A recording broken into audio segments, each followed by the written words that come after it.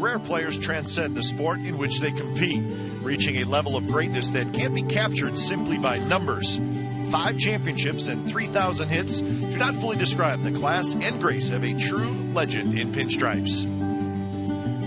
The Oakland A's don't have a single star whose career can yet be measured against that of an icon, but as a team, they have shined brightly this season, and their collective brilliance has inspired dreams of baseball's ultimate prize.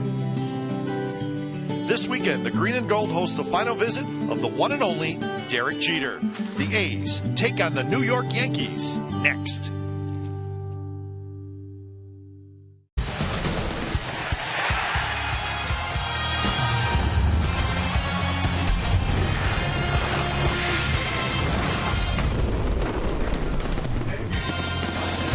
Well, tonight is the start of a huge weekend of baseball at the O.K Coliseum with the New York Yankees in town as we get our final look at Derek Jeter, in the regular season at least. But the captain is in the house, and Sonny Gray, the ace, is going to take them on tonight for the Athletics. So a sellout crowd on hand for Game 1 of the series. It's the Yankees and the Athletics coming up on Comcast Sportsnet California. Hi again, everybody. Welcome to Oakland A's Baseball, along with Ray Fossey. I'm Glenn Kuiper. Well, for 19 years, Derek Jeter has impressed us with not only what he does on the field, Ray, but what he does off the field. He's a class act, and there's no question he's going to be sorely missed after this season. You know, I think that's a perfect point, because when Derek Jeter does retire, and this is his final season, all those numbers go away. He's going to go in the Hall of Fame first ballot. They're going to retire the number 2 after this year. Nobody is ever going to wear the number 2 again. But I think the one thing you can say about him, he has been a class act his entire career, starting in 95, 96 Rookie of the Year, all the championship seasons. And if you think about it, only 2 years has he not played in postseason. That's unbelievable for a player to go that long and do that. Now the Athletics are back home after a 5-4 road trip, so the record not bad, but it was a highlight reel road trip for Yoenis Cespedes. He did everything, and he did everything with a flair. A 5-tool player. As you think about Cespedes, his power, he did it in New York in a 2-home-run game, opposite field shot, just a chip shot to right field. But what he did in Anaheim, you just cannot forget. Being the 5-tool player, how about this throw from deep in left field? He outran Howie Kendrick with the baseball. He just threw it, and the next night he decided to say, well, Albert Pujols, you're actually going to try it too, and he throws another laser to third base, getting Pujols. That was after the Kendrick play the previous night. 5-tool player. He's just an unbelievable player. I think the A's have to be happy he's in the green and gold. I still love watching that. Oh, it's great. You never get enough of it. Unbelievable. So Cespedes and the Athletics taking on the Yankees. We are looking forward to it tonight. Again, a sellout crowd here at the Coliseum. It'll be Sonny Gray against David Phelps, a couple of young right-handers. We'll have lineups and first pitch when we come back.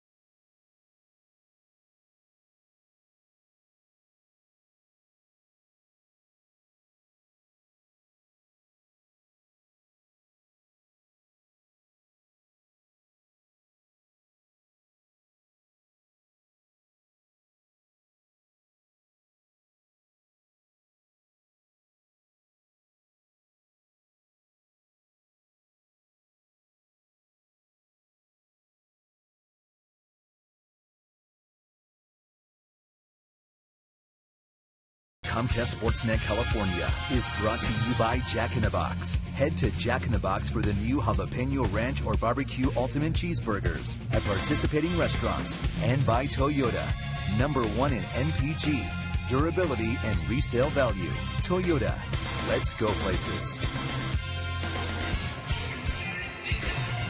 Gold tops tonight for Sonny Gray and the Athletics as we get this weekend started. And how about a great homestand, 10-game homestand for the Athletics, and it starts tonight against the New York Yankees. Game time weather presented by the Santa Cruz Beach Boardwalk. The admission-free boardwalk is now open daily. Gorgeous night, 72 degrees, not a cloud in the sky, and not much of a breeze.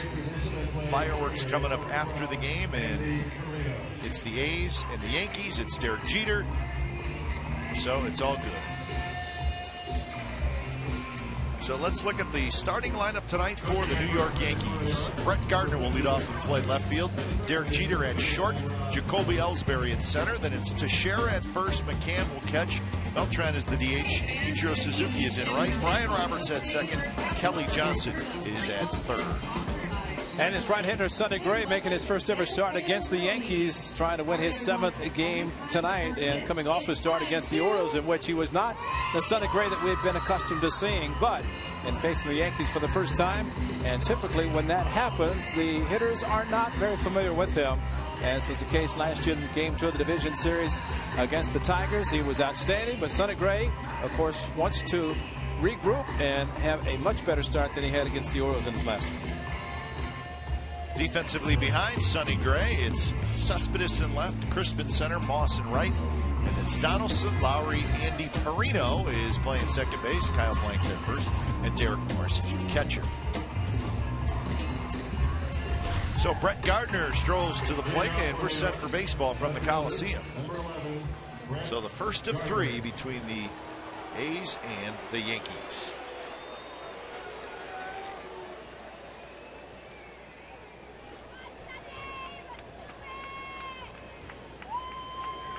So the A's took 2 out of 3 from the Yankees to start this just concluded road trip. And 3 here, and then that'll be it for the A's and the Yankees in the regular season. Maybe we'll see the Yankees down the road. Yep. First pitch of the ball game is a bit outside to Brett Gardner. You know, it was unfortunate last year when Mariano Rivera retired. 600+ saves, all-time save leader, that the Yankees did not go to postseason, and he was hopeful that his season would extend into October. It was not the case. And there's a line drive, and that's a base hit for Gardner, and that's how this ball game started. And that'll bring up Derek Jeter, and we're going to listen to the crowd as Jeter's announced. Batting in the second position, shortstop, number 2, Derek Jeter.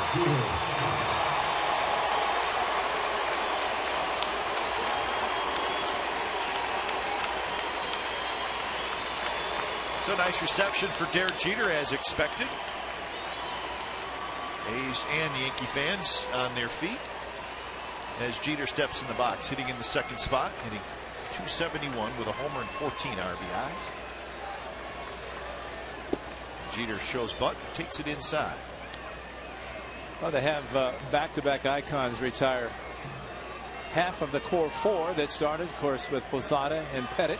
Rivera and Derek Jeter is the final of the core 4 to retire, but they have the 2 icons retiring back-to-back seasons. Standing ovations in every park. I mean, that's just well-deserved. Shocked if they didn't. And Jeter rips one to left, and that's a base hit.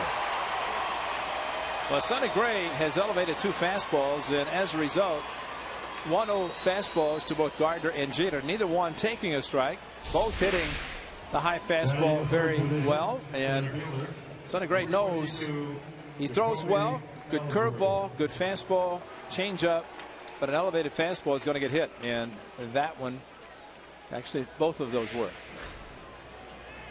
So the Yankees got something going here in the first. Last 3 starts, Sonny Gray has allowed 12 earned runs in 18 innings pitched. It's an ERA of 6, and now he faces a very hot hitter. Jacoby Ellsbury has a 16-game hitting streak. He bats with 2 on and nobody out. That might have been the best pitch because 4 fastballs the first 2 batters, and then Derek Norris called a curveball. Sonny Gray is not the type of pitcher that has to rely on one pitch. He has an assortment, and Derek Norris, who has caught him many times, he knows that he can go to any pitch at any count. Missed outside, 2-0, 94 miles an hour. A little run to it. Said Andy Perino playing second base. Alberto Callaspo is on the paternity list, so Callaspo will probably be gone the weekend. So Andy Perino was called up.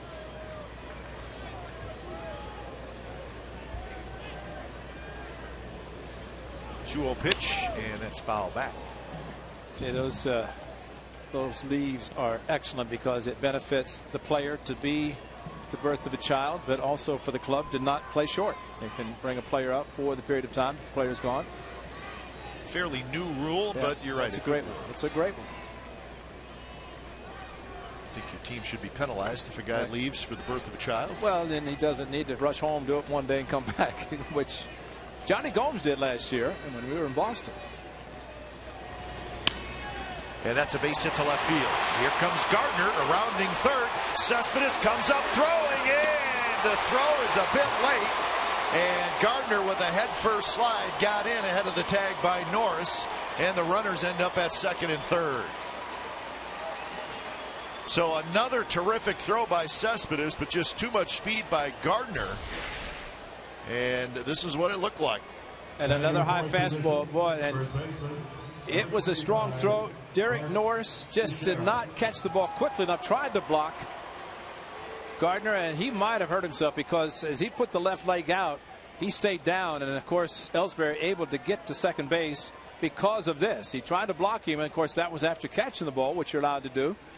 And head first slide is always dangerous. Gardner, though, seems to be okay. So 3 straight hits and the Yankees lead. And here's Teixeira. Exmo brought to you by Cache Creek Casino Resort.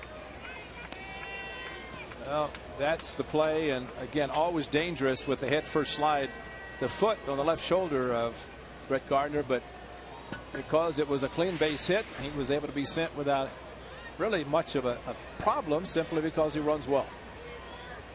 1-0 to Teixeira, and there's a strike. And you saw Gardner had that kind of that sliding mitt on his left hand, so he does have a little protection, but still, it's always dangerous.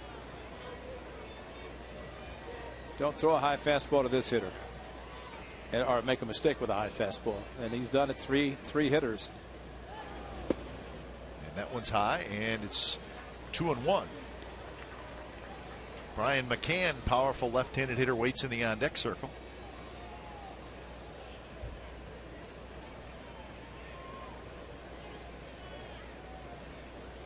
Well, yeah, you saw the Yankees a week ago, 1-2-3, but they've played very well since then, especially sweep of the Mariners. Series concluded last night. Teixeira rolls it foul. Yeah, the Yankees feeling good about themselves. Time now for Nissan Keys to the game. Sonny versus the Bronx Bombers, and of course his first ever start against the Yankees. And oh, captain, my captain, yes, Derek Jeter begins the final regular season series in Oakland. And you know, you cheer him because he's been so great, but as this series progresses, maybe the cheers will not be as loud because he's got a chance to do some damage. He's still a very good player. Yankees 34-31, and they're 3.5 behind the Blue Jays, so they're going to be in a fight in that AL East all season with, well, it could be all 5 teams if the Rays can turn things around, but certainly the Red Sox and the Orioles and the Blue Jays. 3-2 pitch is lined towards center, and both runners are going to tag up. Jeter comes in to score, Ellsbury to third, and Teixeira has a sacrifice fly, and it's 2-0 Yankees. Well, at 3-2, another high fastball. That's a very tough top of the batting order that Sonny Gray has to face, and again, another high fastball. And it's just surprising because we're unaccustomed to seeing that. He's tried to throw a few curveballs, but that's not working that well. Derek Norris has had to block a couple.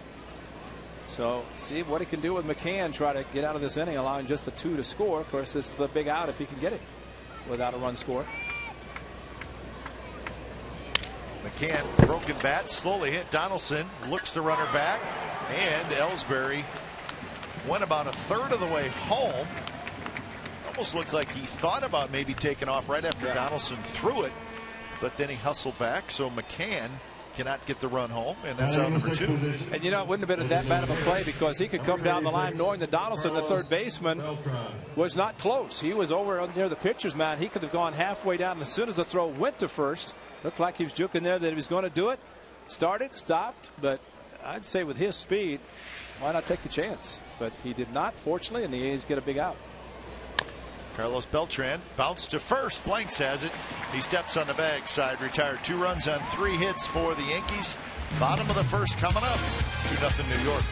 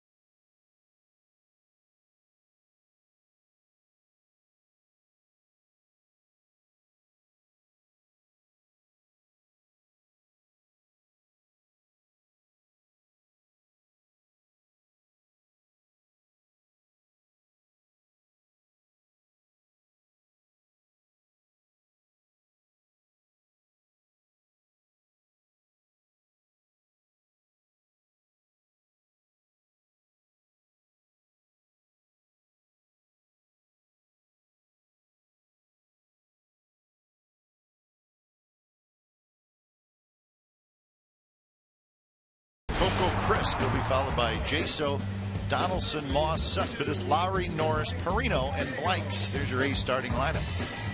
And it will be David Phelps, who is making just the 7th start, 16 games pitched. And for David Phelps, he is a relief pitcher who basically has the pitches that you'd like to see a starter have. 2-4 fastball, cutter, slider, changeup, curveball. But he's been out of the bullpen.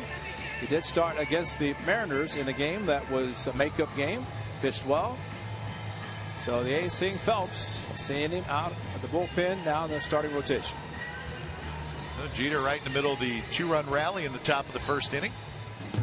Here's the defense for the Yankees. Gardner, Ellsbury, and Ichiro in the outfield. Johnson, Jeter, Roberts, Teixeira on the infield with Brian McCann doing the catching. So Coco Crisp will lead things off for the A's. You talk about Phelps, Ray. It's hard to believe that he has lost 4 straight starts. I know. You're right.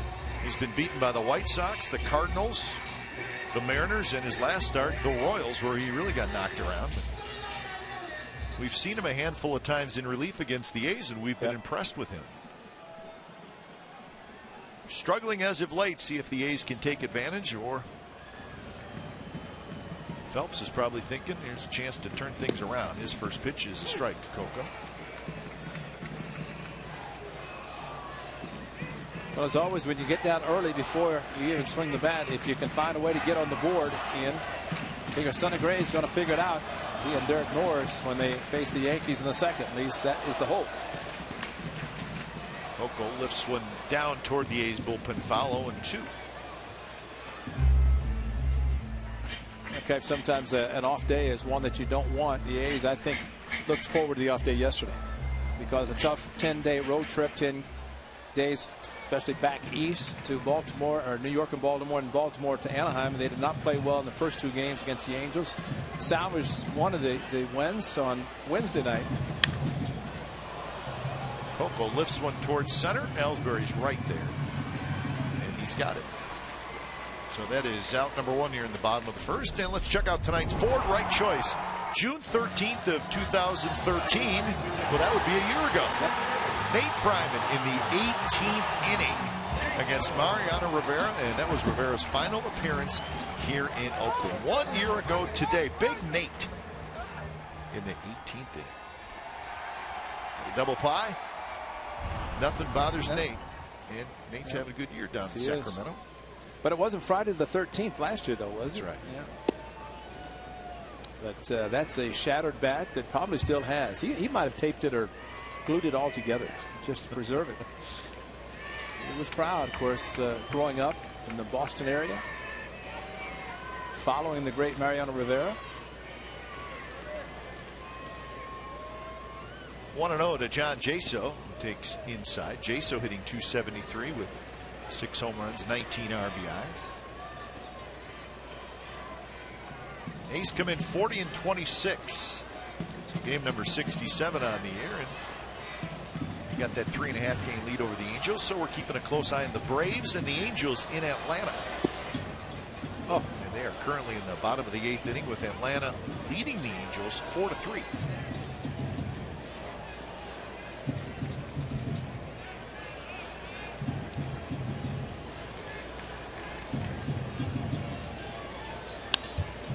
Ball rolled toward first to Scherer.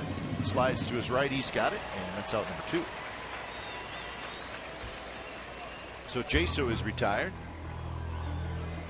Well, one thing, A's fans and everybody in general here, this is a home game for the Athletics, but when the Yankees are in town with the Red Sox next weekend, sometimes you wonder which is the home team, because there are a lot of Yankee fans here tonight, and same with the Red Sox. Those two East Coast teams really have a strong following.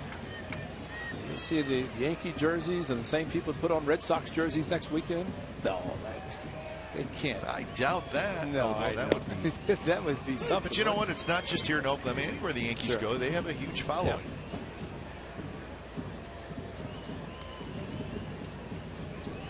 They love the Yankees. 27 World Championships, and not surprising they have a great following. It is a different Yankee team, though. Boy, they made a lot of changes, signed a lot of guys, a lot of big name guys, big name veterans. But it's a lineup where you're used to seeing A-Rod and Jeter and Cano and Granderson, Posada, just all those names, and there's just not that many around anymore. And when Joe Girardi has a lead in the 9th inning, he doesn't, or you don't see Mariano Rivera warming up, and that probably is the biggest shock. We saw it just a week ago in New York, especially when the Yankees had the lead late a week ago yesterday, as recent as that. He is the core 4. I mean, how rare is it to have 4 players? Of course, Pettit did go to play in Houston, but it was Mariano Rivera and Jeter coming up at the same time. 3-1 now to Donaldson.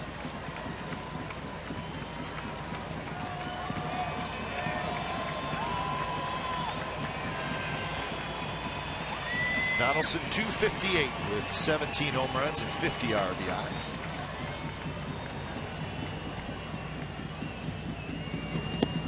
And that one right on the outside corner, so pretty good 3-1 pitch by Phelps.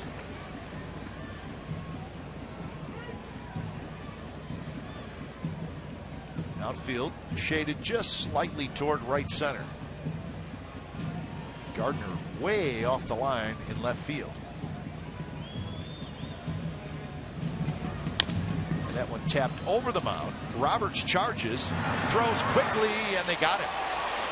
Donaldson spins around. Very close play. Bob Melvin just takes a couple steps out of the dugout and checks with Chip Hale. And now Bob Melvin's, he's continued to look in the dugout. He's looking at Chip, and he's trying to get the signal from Chip, and it's a no-go. So Bob Melvin got toward the pitcher's mound, and he said no-go. So Donaldson out, and that's the correct call. 2-0 after 1. And 15 American League pennants. Here's to all the great times at the Coliseum.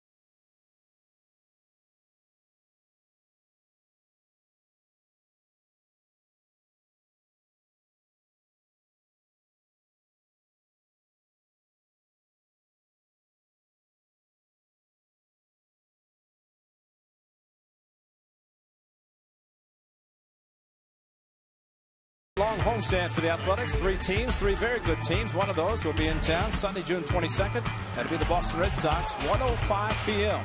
20,000 fans will receive a Coco Crisp Garden Dome, and it's courtesy of Grant Thornton LLP. As always, for tickets and information, go to athletics.com/tickets. A week from Sunday, of course, the Red Sox, Rangers, and then the Red Sox all in town in this long, great homestand. Ichiro to lead it off, and the first pitch is up and away to Ichiro Suzuki, hitting .313 with 8 RBIs. Part-time player now for the Yankees.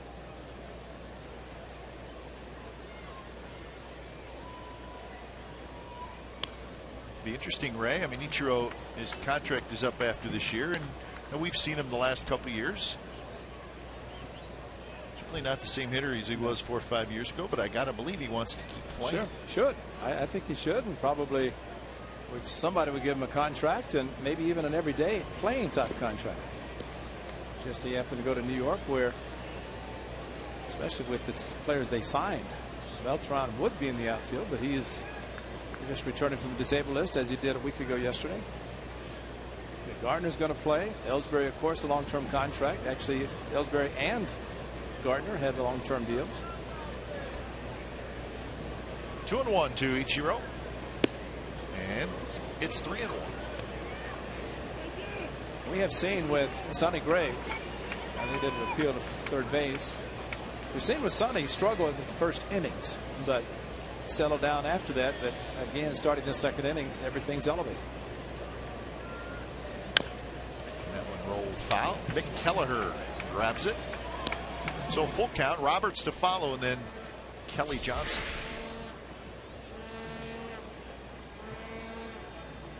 That was a body forward, bat back. That's the old bat on the shoulder, but it's his style of hitting, always has been. That's rare. Foul tip, and he struck out. And you're right, it does not happen very often. Running in on Ichiro. Well, that pitch was down low, which was good, but it also was supposed to be an outside. Ran inside, almost like a cutter. Number 14. And it worked very well. But Roberts. Ichiro, you talk about running out of the batter's box.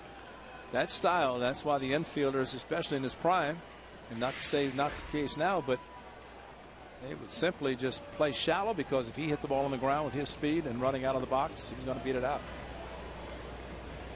One away for Roberts. Another one of the veterans signed as a free agent in the offseason by the Yankees. Roberts with a 1-year, $2 million contract. It's too bad injuries have really slowed down Brian Roberts. He had a stretch with the Orioles where he's a terrific all-around player, great base stealer.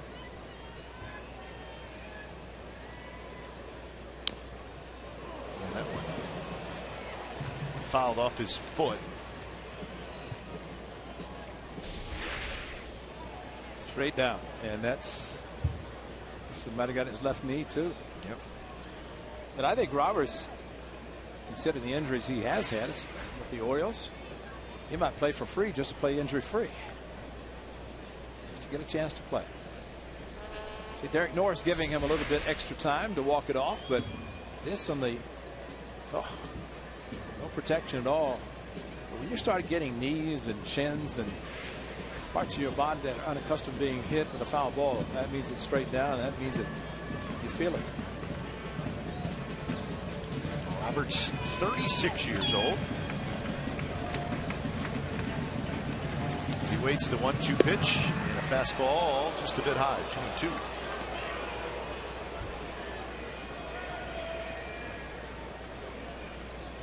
Kelly Johnson, a left-handed hitter, waits in the on-deck circle.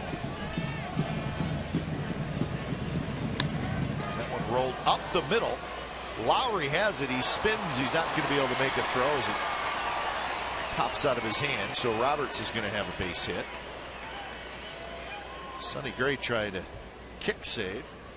Now they're running out to check on Roberts as he crossed the Batting in the first base ninth bag, position, and third baseman, number 33, Kelly Johnson. it's probably a result of hitting a foul ball off his leg, not so much running down the line, because he did not look in the great replay to show that he was running Almost looked like he was limping as he was running. Would not be surprised. No throw and able to get there. He might have hit the bag hard too, or just figured that's Lou Piniella's number. So Lou always ran hard and threw his helmet and everything. So, I mean, you wear the number 14. You have to act like Lou. Sweet Lou. First pitch to Kelly Johnson is in for a strike. Kelly Johnson signed as a free agent in the offseason to help out with the absence of Alex Rodriguez. So Scott Sizemore in New York, also playing at third. Played with Lou Piniella before he was involved in the draft, and Kansas City picked him up from Cleveland. Every time he made an out, he'd pass first base, that helmet. He went through a dozen helmets, fire it in the ground. I mean, you talk about a fiery player. So he was perfect for New York and Billy Martin. He could hit.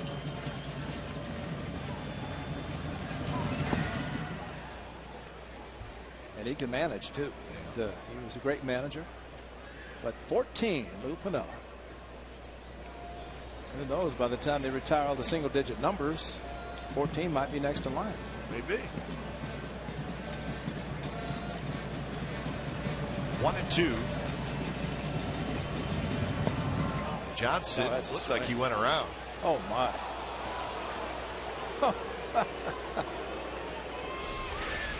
That's amazing. Well, maybe the body like Ichiro. Maybe that's where it looked maybe just like Josh Donaldson looked from up here like he was safe. That angle looked like the bat went through, but the first one didn't. So it's a matter of what the third base umpire, Dan Asanya, saw, and he did not see a swing. And now it's 3-2. See if Roberts takes off. Gardner, the leadoff hitter, waits in the on-deck circle.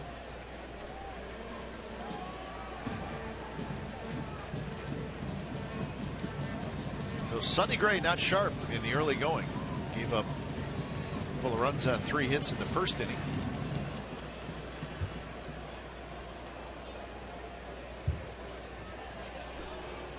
But to get a strikeout of Suzuki, which is rare, but then to go 2-2 to Roberts. Infield hit, now 3-2 to the 9th place hitter. Roberts not running, and the pitch is outside. He walked it. So he was ahead of the 9th place hitter, and he ends up walking him, and now to the top of the order.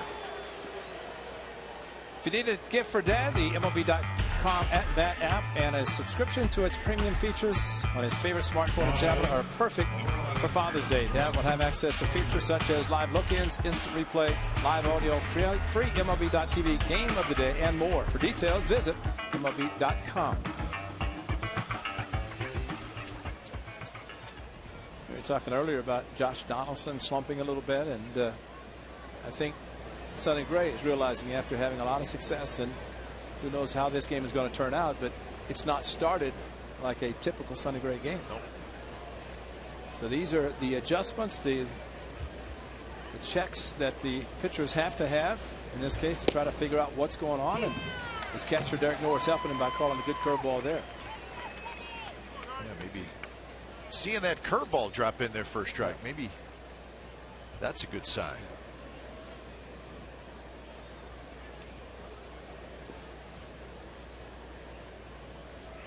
So Roberts at second, Johnson at first.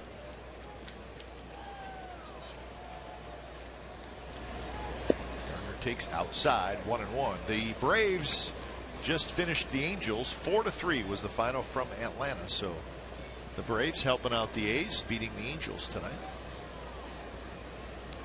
I think the Braves scored all 4 runs in the first inning off C.J. Wilson, and they held on.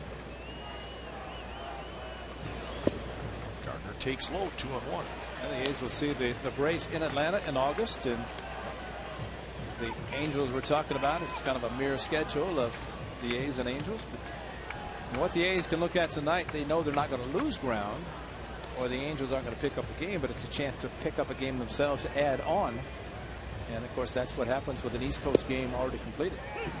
2-2 now to Gardner with Jeter in the on-deck circle.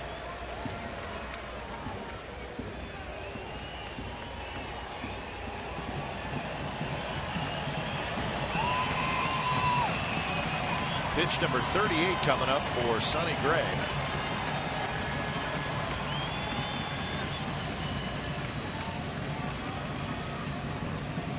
And here it is. And it's lined to left center field, and that's a base hit.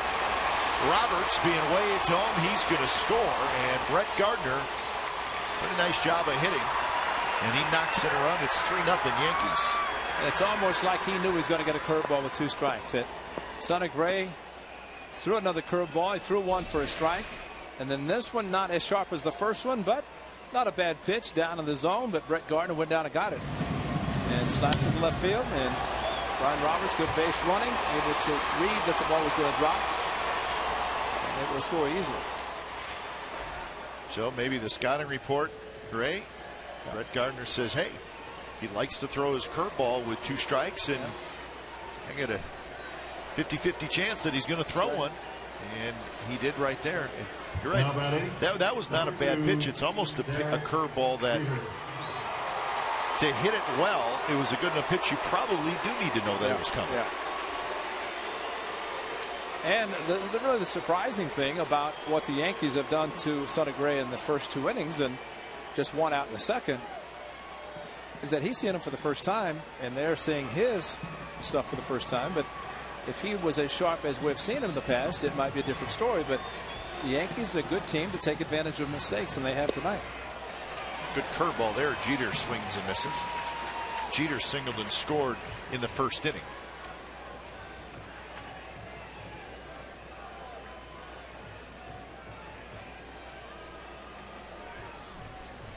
So Johnson now at second, Gardner at first. Good speed on the bases. And Jeter lays off that pitch. His single in the first inning was career hit number 3,378.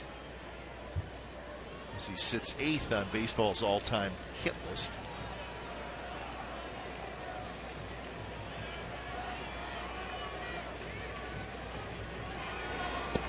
And a good curveball.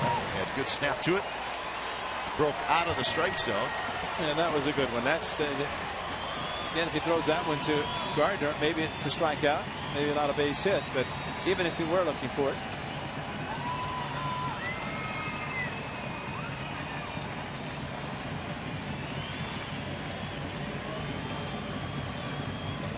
Quick look, and the 1-2 pitch in the dirt. Nice pick by Norris on the backhand. Would you say, Ray, that sometimes a ball in the dirt, you couldn't have tried to block it, and you just got to do that? You become an infielder. Yeah. Using the backhand, Derek Norris definitely no chance, but maybe the good news, he did throw it in the dirt instead of elevating it, which Jeter hit hard his first at bat.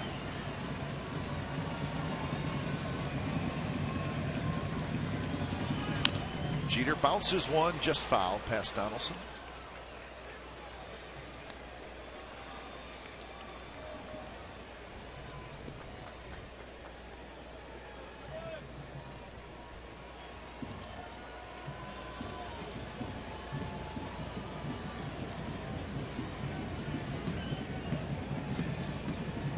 Ellsbury will be next. Just 1 out here in the second inning. 2 hits and a walk in this inning against Sonny Gray. Curveball, base hit center field. Johnson went back to second just to make sure the ball went through, so he ends up gets to third and stops there. Jeter is 2 for 2, and now the bases are loaded for Ellsbury.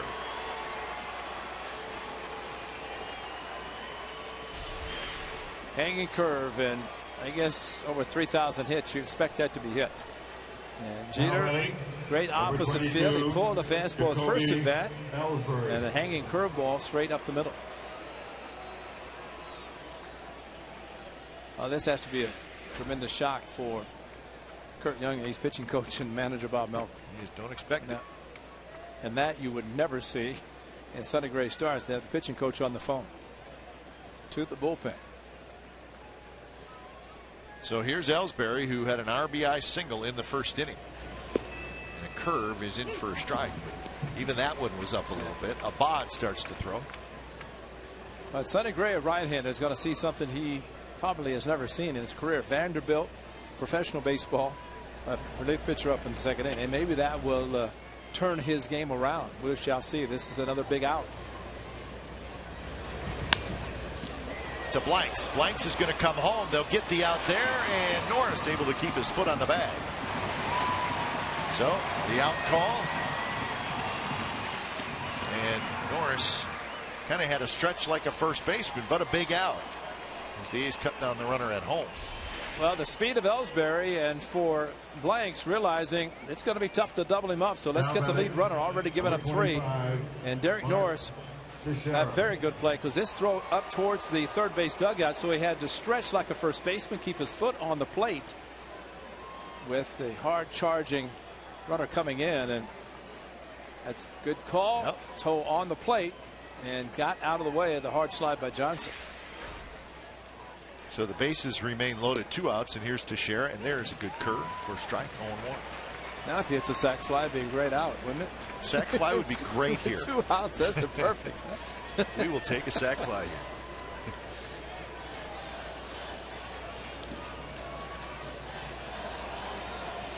Teixeira now with 31 RBIs on the year, and that one outside.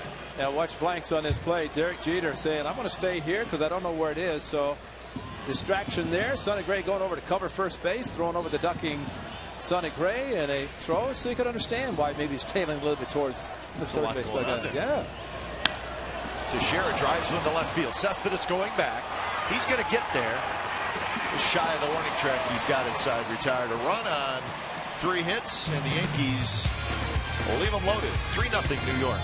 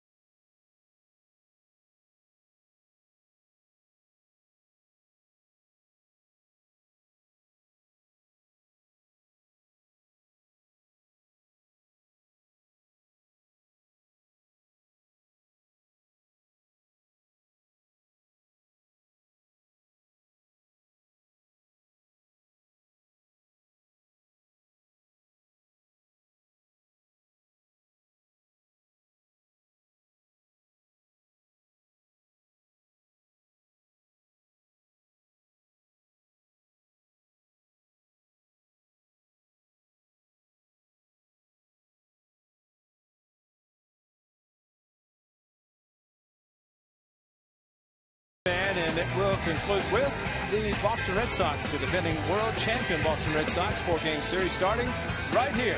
Coming up Thursday, June the 19th through Sunday, June the 22nd.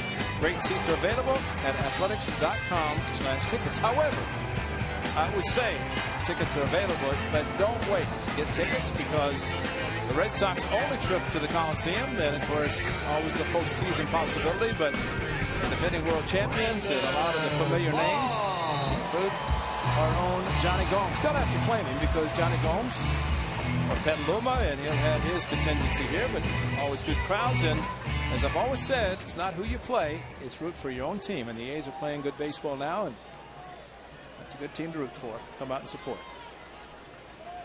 Moss to lead it off, followed by Cespedes and Lowry. As David Phelps, he's just breezed through that first inning. 13 pitches, 3 up, 3 down.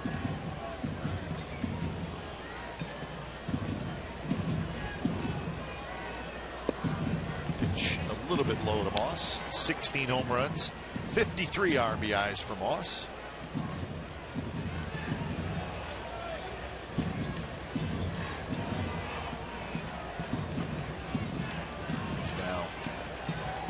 4th in the league in runs batted in, behind Cruz, Encarnacion, Cabrera, and then Moss.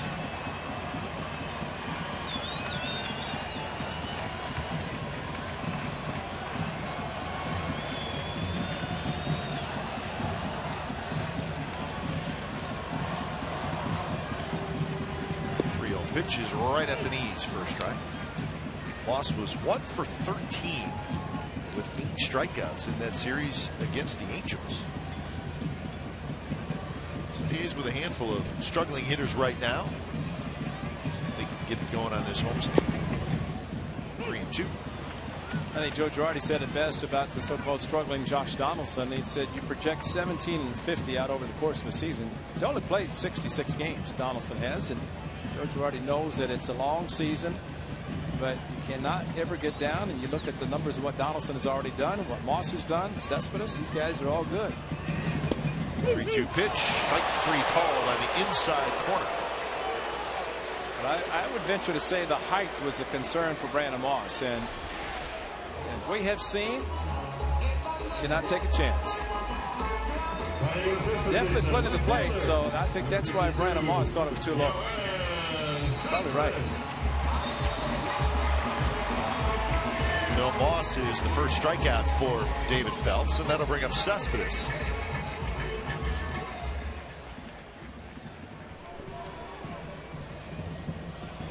Cespedes is a hot hitter. He's got a little 9-game hitting streak going. He had 6 hits in that series against the Angels down in Anaheim. And the first pitch strike.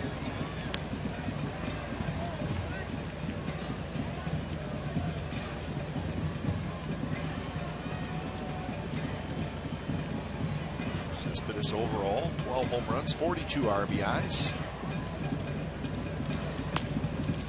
On the ground, right to Kelly Johnson, who flips it across just in time, and that's 2 outs. All right, here's our cold hard facts for tonight. It's brought to you by Frost Brewed Coors Light. A's are 7-0 versus the Yankees in the last 2 series here at the Coliseum. It was in July of 2012 and June of 2013. And we've said it often, Ray, that 2012 series in July where Seth Smith hit the home run to tie it in the 9th inning, and that led to the win on Sunday, and that wrapped up the sweep. And just seemed like, I remember now, this is 2012, that was kind of the series where the A's as a team started to say, hey, you know what, I think we're pretty good. Yeah. I think last year they just knew they were good right from the get-go. And this year they're expected to be good. Exactly. So that's how things change over the course of a couple of years, where it starts 1 year and continues, and back-to-back American League West Division championships, and you will never ever see it more exciting than the end to 2012. That man took them right down to the wire, won the division by 1 game. Bob Melvin, the A's in 2012. So here's Lowry.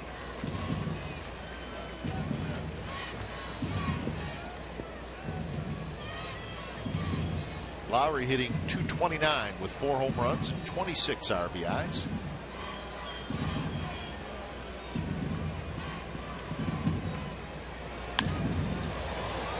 That one's toward left center, but Ellsbury, he's good out there, and he runs it down. 6 up and 6 down for David Phelps, so we're headed to the 3rd inning with the Yankees leading 3-0.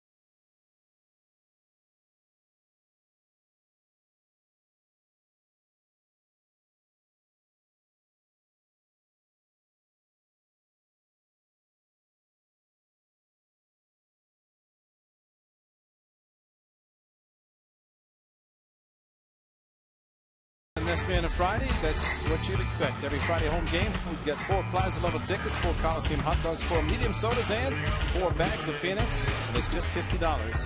Act fast because tickets are limited.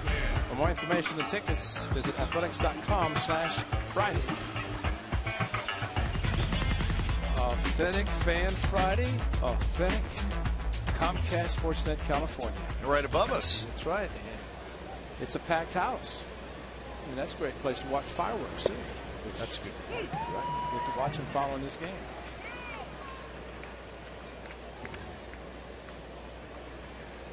Sit up there. Get the giveaway tonight, thanks to Comcast, is the A's jersey. Cespedes is there as he's over in a step or two, and he's got it. Brian McCann is retired. So that's what Sonny Gray needs, is a quick inning. Number 36. Don't forget the cheer card. You guys get that as well. So we've done a couple games from up there, Ray, and it is a good seat. A night like tonight, it's a great seat. Yeah. Those colder nights, probably not as good. You were worried about falling over the ledge that one night, and I would never let that happen to you. Yeah, why'd you put me on the inside, though? I mean, that's true. Or outside, considering that point. Testing you a little bit.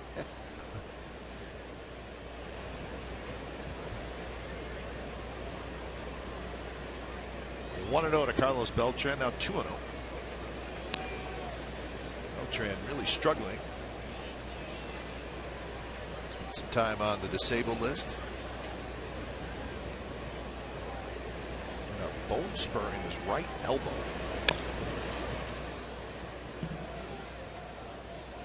And I guess you can have a bone spur for a long time, and sometimes it just acts up a little bit. Like a bone chip. Matt Waiters in his right elbow, and we saw him in Baltimore, and we don't know what the result of that's going to be. It's his throwing arm, the right elbow. Of course, the switch hitter extends with the swing. Blanks got it. He's going to flip to Gray in time. 2 outs. Sonny Gray's a good athlete, so that's never a problem. Ball hit the right side. Sonny will be there as he was when Blanks threw it to home. Ball is a little bit deep, so he had to feed it to the covering Gray, and nobody in front of the big, tall Kyle Blanks on that one. Still think the San Diego scout did appropriately nickname him Hondo. He weighed 300 pounds, but I guess he could be said be the miniature Hondo now, since he's lost 40. Give him a lot of credit. Boy, he's played some good baseball for the Athletics since the A's acquired him. Play infield, outfield, a swing of the bat well. And happy to be wearing the white shoes. You know, that's a privilege these days. You know, to get traded to the A's and you get to put on the white shoes because no other club has them. Donaldson, bare hand, guns it to first, and he got it. It's play by Donaldson. Could see him set up his body to grab it barehanded and threw out Ichiro.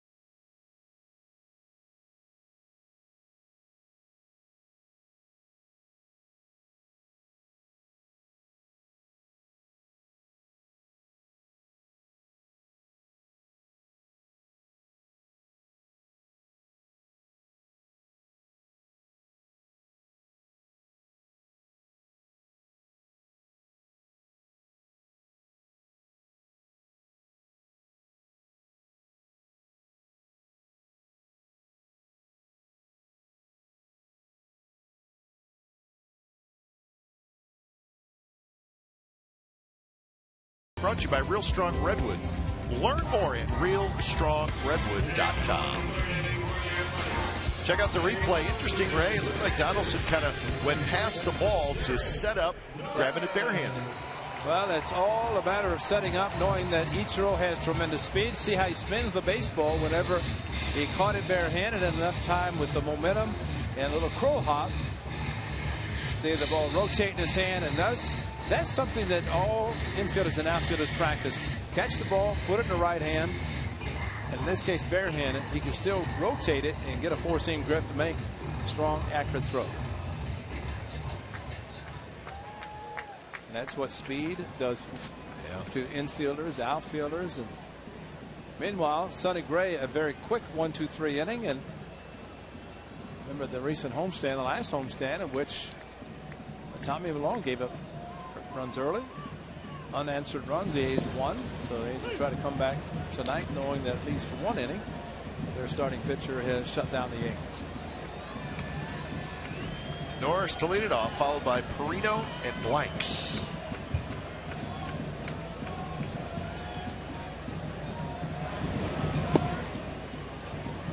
Phelps has retired the first 6 A's he's faced.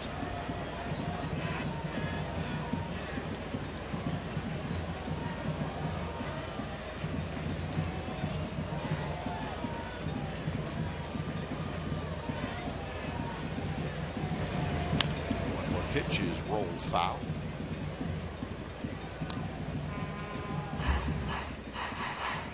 Two-seam fastball down and in.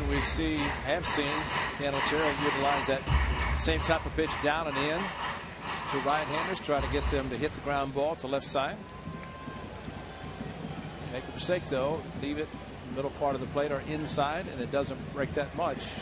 They end up down the left field line in the seats.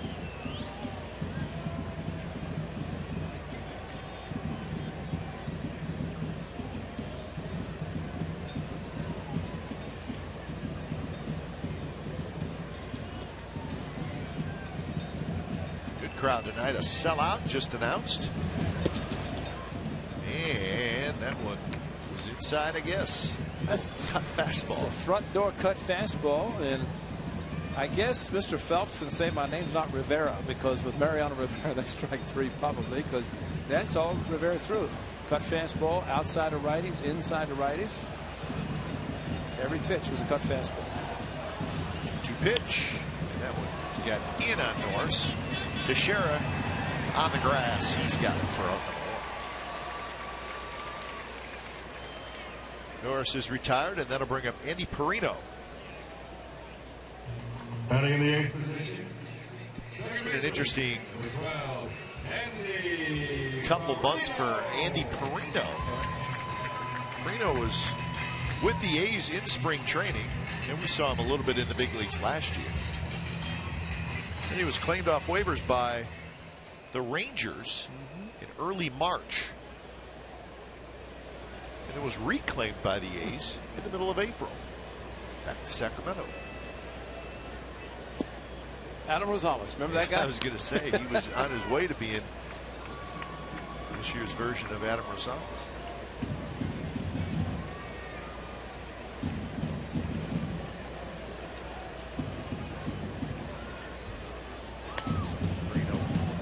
Foul. Nick Punto was in the original lineup but then scratched, and we did not get a report if there was anything wrong with him. Or he had a sore knee in Anaheim actually after the Tuesday game in which he played. Remember, he took a couple of shots at second, one of them late on a double play turn, and he went airborne, and something might have happened where he got hit hard in the knee area. That went in there for strike 1 and 2. So Perino gets a start. If you're just joining us, Alberto Callaspo is on paternity leave. And if you go on paternity leave, then the organization is allowed to bring up a player.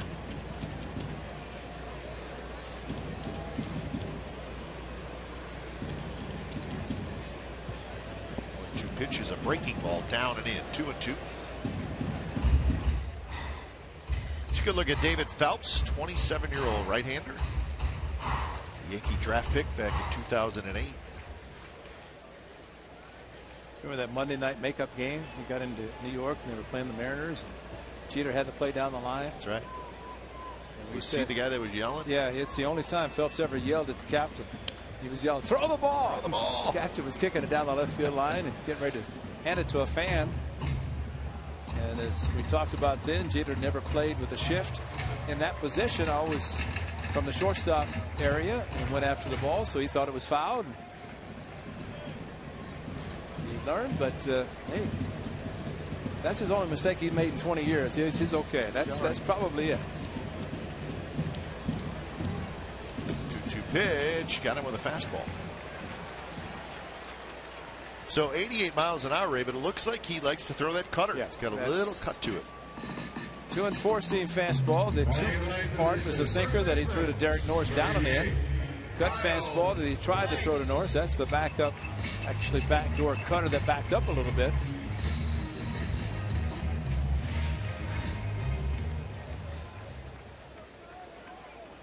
So 2 outs, and here's Blanks.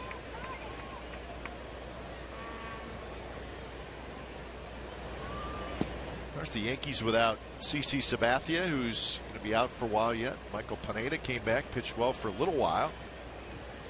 But Pineda is on the disabled list as well. The Yankees just hoping to get some of their rotation back and then get them with Kuroda and Tanaka and see if they can make a move. Well, the tall one hit one straight down, has protection on the left foot, and fortunately it hit it, but still, the only thing that saved him was maybe a bag of ice, because that hurt still. Shin guard, he's had a few sinkers off to the left foot, left ankle, so he protects it, which is smart. I think anytime a hitter faces a sinker ball pitcher, why not wear it, whether you've gotten hit or not? Just might as well protect it. Not going to inhibit you that much running or anything. No rule says you can't. Nope. The body armor, as far as the elbow, is a different story, but not as far as the ankle is concerned. Some guys should wear full shin guards because get hit up in the knee, and just wear the catcher's gear. Just wear catchers. Just go out there and say, you know, at one time, spring training, we had to take our laps with the catching gear on. It said, might as well get used to it. You got to wear it all day. Might as well run it. And I said, no, thank you, but that was part of the drill. But shin guards, might as well. I figure catchers not supposed to be fast, and eventually they're not, so why not wear the shin guards when you're hitting?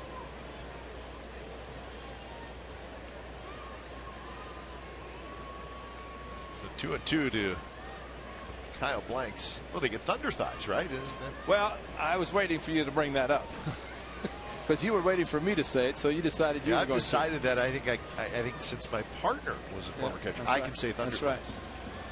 Now Eric down in come through the parking lot area. Eric said, "Hey Ray, thunder thighs, right?" So Eric was watching the game. I said, "Yeah, you're right. That's what happens."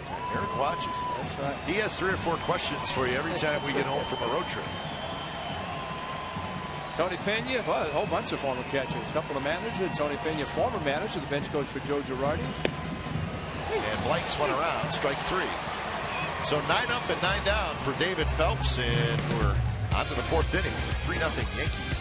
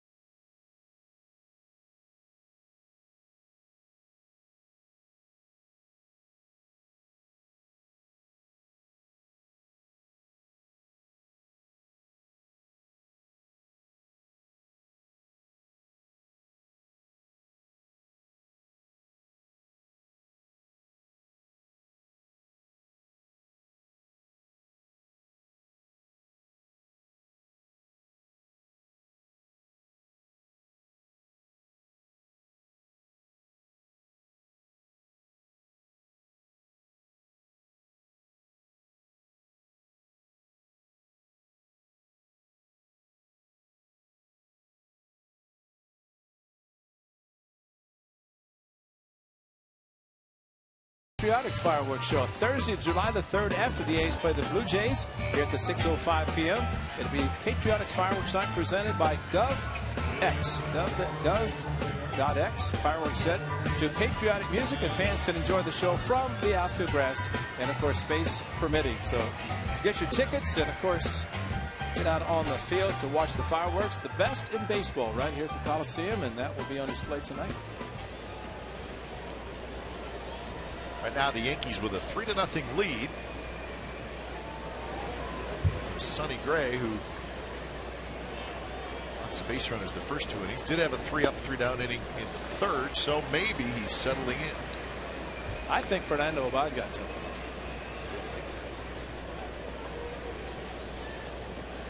If you're a ace pitcher and you see somebody warming up in the bullpen in one of your starts and it's the second inning, you're probably going to be a little hacked off. Absolutely. And especially if you've never seen that before, you're probably saying, sit down, what are you doing? And deep down, you're hacked off at yourself. Well, that's true, and that's why he's pitching much better.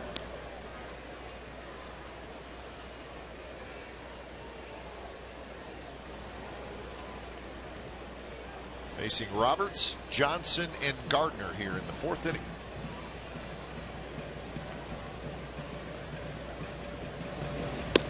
And Roberts chases that high fastball, and that's strikeout number 2 for Sonny Gray. So he's now retired 5 in a row. Now this is an intentional.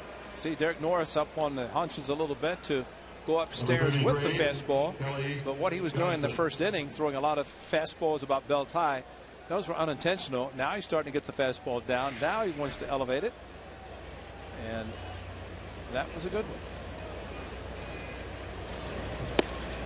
Another good one.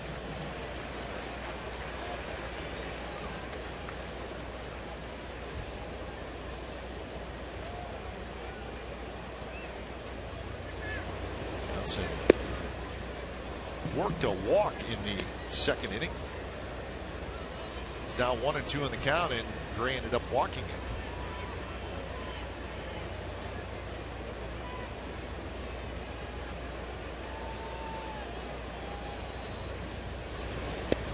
Fastball just a touch inside.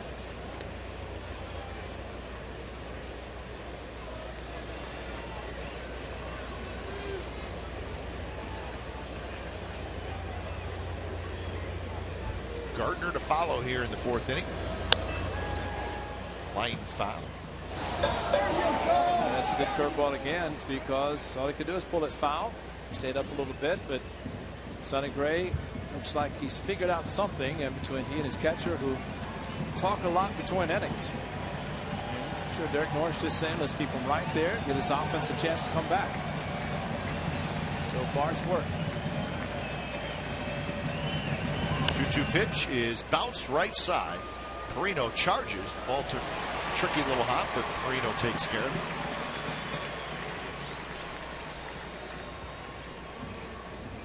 it. So 2 away. And here's the leadoff man, Gardner. Kyle Blank starts after the ball, realizes where his second baseman is, but boy, did take the little erratic hop to the left, but the momentum, Perino, great reflexes to reach back to his left, flip the ball to Blanks and get the out.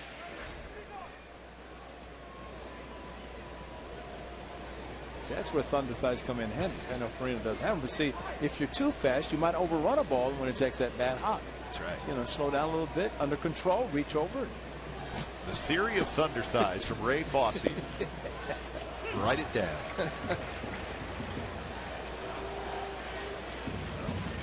Sometimes too much speed is not good. You never have to worry about that with the catcher. Why do they always say, well, catcher's running? He's fast for a catcher. Yeah, fast for a catcher. That's right. Gardner pops it up. So Gray is going to get Gardner for the first time tonight. Lowry calls off. Perino's side retired. So Sonny Gray finding a groove. Bottom of the fourth coming up. 3-0 Yankees.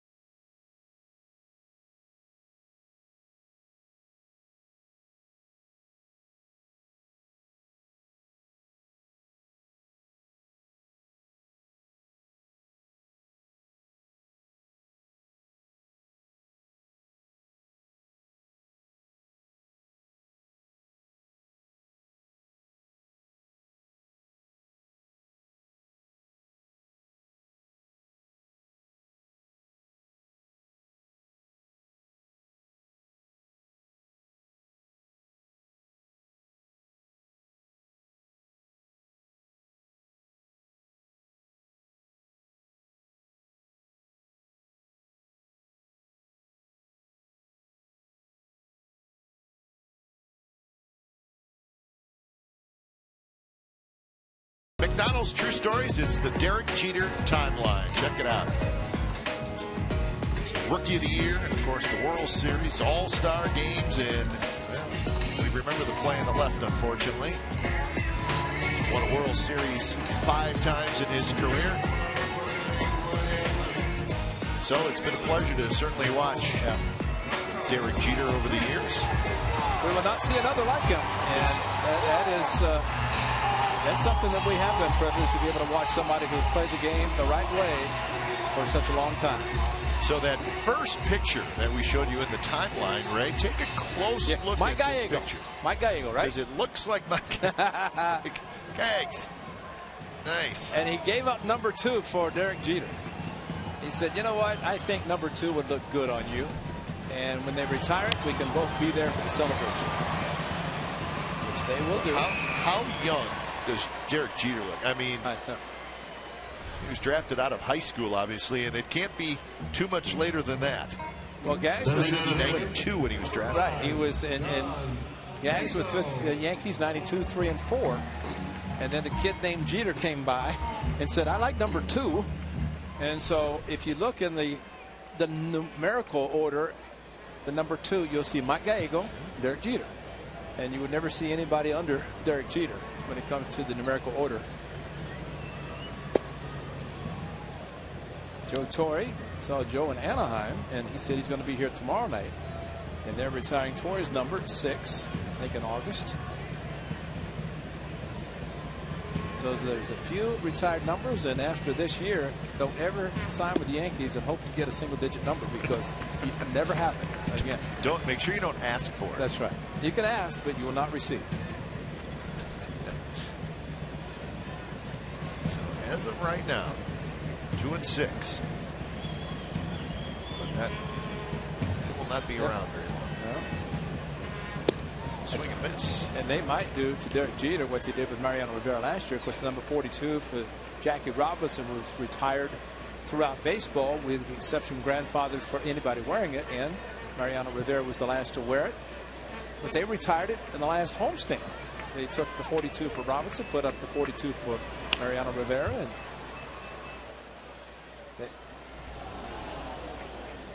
couple number 8s are retired, right. Yogi and Bill Dickey.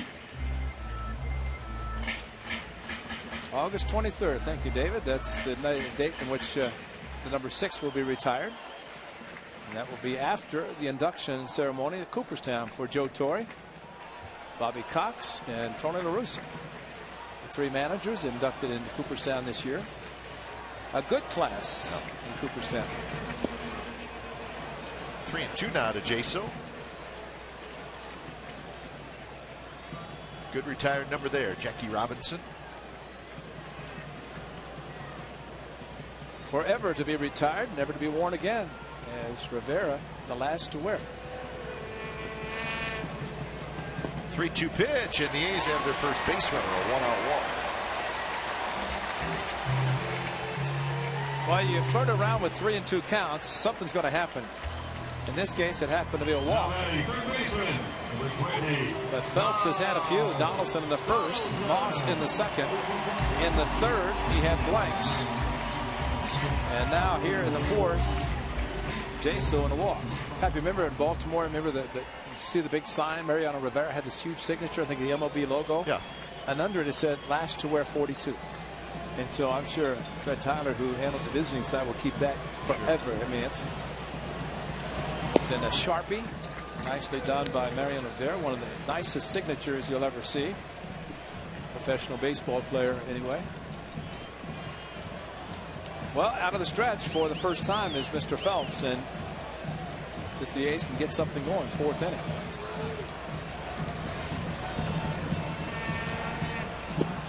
Inside, and now 2-0 Donaldson. Grounded out slowly to second in the first inning. So Donaldson's hitless streak is now 0 for 24.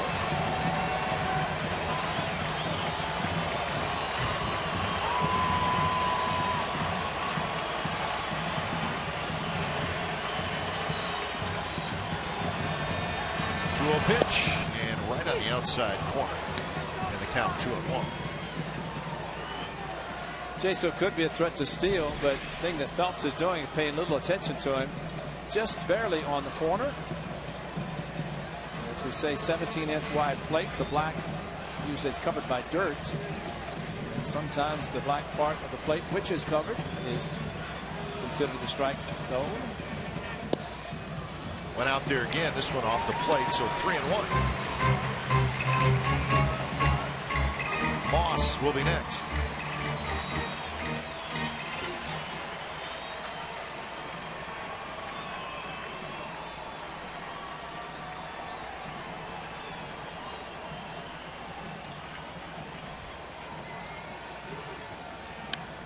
To right field. Ichiro's right there, and it knocked him over. He hit it so hard. But Ichiro caught it.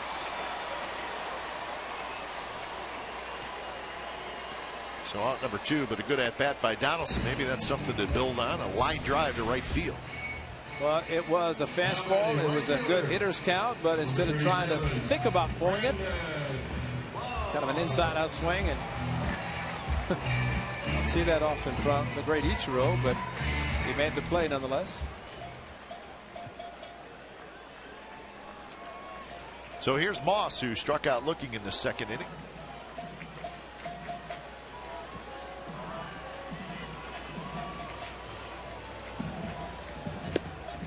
And that one a bit high.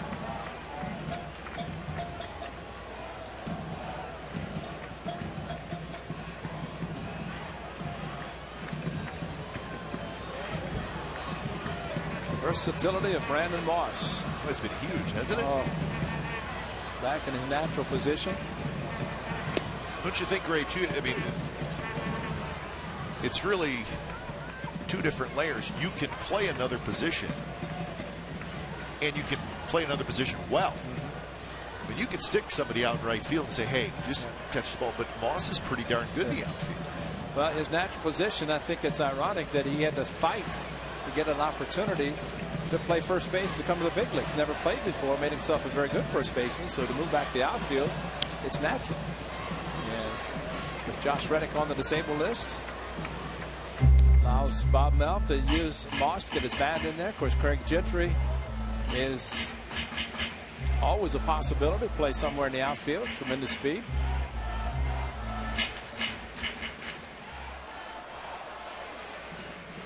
Jaso, the runner at first, and the shift is on for Moss.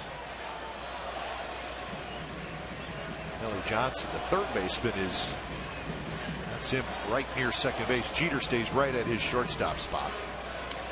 Foul back. Phelps coming right at Moss. That's something we learned in New York with all the shifts now being employed by different clubs. Derek Jeter never leaves the shortstop area. Of course, Derek Jeter has never played another position besides shortstop. And Alex Rodriguez decided to come to the Yankees, and being a shortstop for the Rangers, he had to move to third because he was not going to up in the captain at short. 1-2 pitch towards center. Ellsbury coming in. He's got it. Side retired. So the A's still looking for their first hit. So we're on to the 5th inning, and the Yankees lead it 3-0. And it'll be Derek Jeter to lead it off.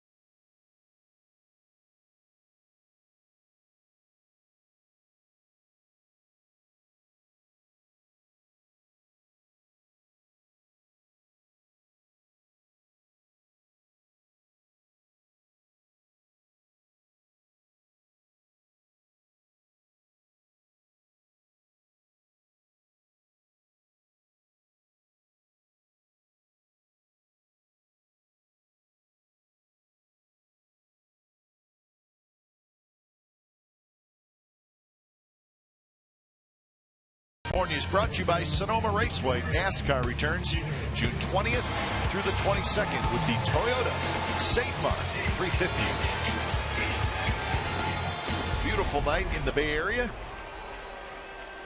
the A's and the Yankees going at it. 3-0 New York. Top of the 5th inning, and Jeter is going to lead things off. Sonny Gray has retired 7 in a row. Jeter, Ellsbury, Teixeira. And the first pitch is tapped to Donaldson, who waits for a nice hop. And that's out number 1. So Jeter goes after the first pitch. He's retired. And I think Sonny Gray is doing exactly what he had hoped to do following the 3 runs that he gave up in the first inning plus. Look what he could have given up without making some good pitches and getting big outs.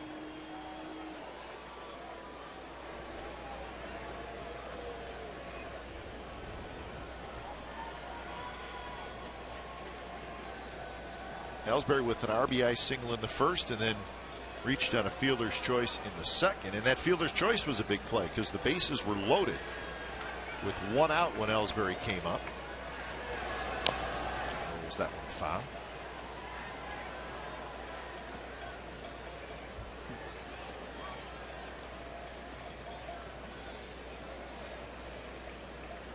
No 1-1 the count. Ellsbury,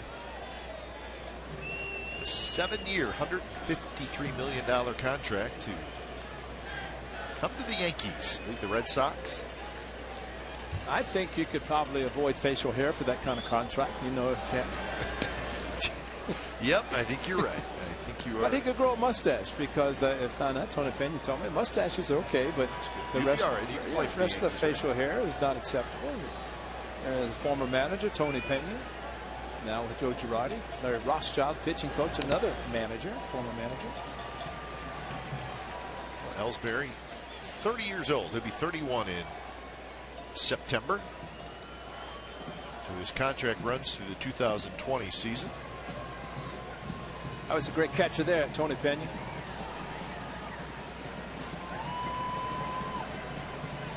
Tony Pena, he could do it all. Gold Glove winner.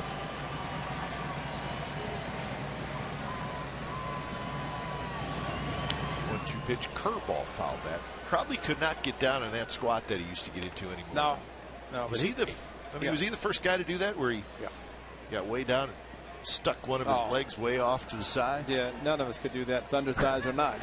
You know, he just was exceptional. He might be able to do it. I mean, he was that limber and probably still is. But he could do it all. He was the first player I ever saw, Kite, who the postseason, first and third, was a fake to second. He was the first guy I ever saw that caught the ball, left the ball in his catcher's mitt, and with his bare hand faked to second. That's a good move. You know, it's very good because a lot of times the guys put the ball in their hand, fake it, and throw it straight to the ground. Straight down, yeah. But he did that. I said, that's unbelievable. I couldn't believe it. That's the Sonny Gray curveball that we've grown to know and love. Watch this baby break down. Well, and that's the one was hit earlier. But see where he started it about thigh high and down below the knees and threw it hard. And Ellsbury did not make contact. So 2 outs for Teixeira.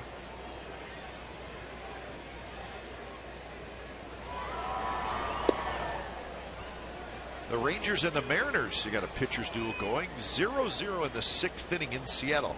Tepich for the Rangers and Felix Hernandez for the Mariners. Oh, what a run for Donaldson with a long run, and it'll be into the seats. I wonder if they're going to have the Supreme Court in Seattle tonight. Remember, and not only the King's Court, they had the Supreme Court. Right. I bet that they probably do. Well, Josh Donaldson fortunately realized the ball was in the seats. Otherwise, he would have continued to run. That would have been a remarkable Tark catch if he had gotten that close. Teixeira fouls it right at the plate. And the Mariners, remember, they had won 8 out of 9, and then they were swept at home by these Yankees. And for the Rangers, they're starting a 9-game road trip. The old-fashioned West Coast trip, Ray. for Texas. Start in Seattle, then go to Oakland and finish in Anaheim. That's the way it should be. And Teixeira swings and misses. How about that inning for Sonny Gray? 3 up, 3 down. He's retired 10 in a row. Bottom of the 5th coming up.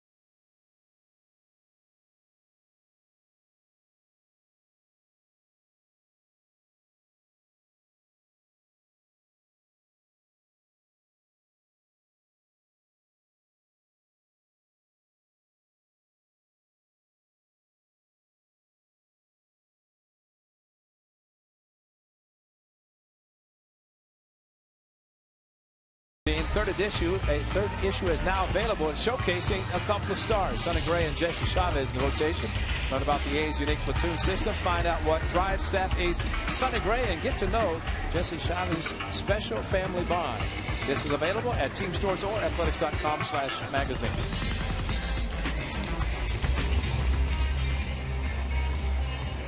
They're working together.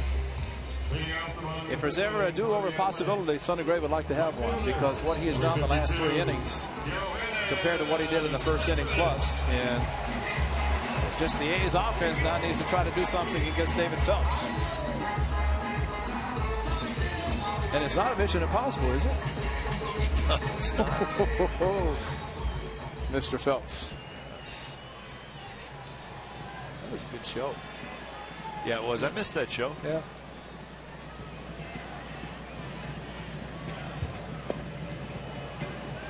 Making it seem like it's mission impossible the way he's pitching. The A's do not have a hit yet.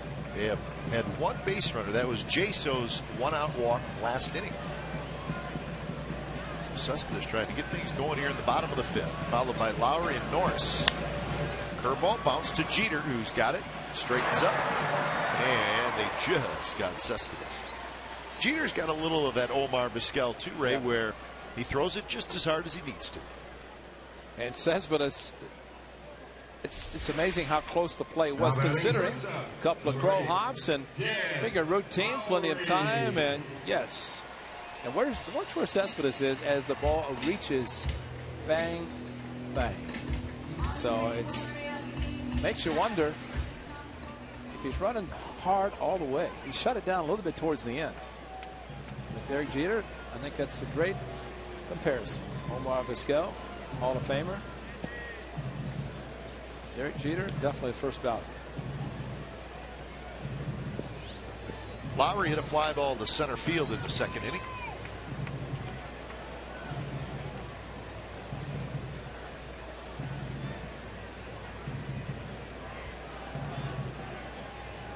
Phelps has 1 walk and 3 strikeouts, and see the pitch count is 63.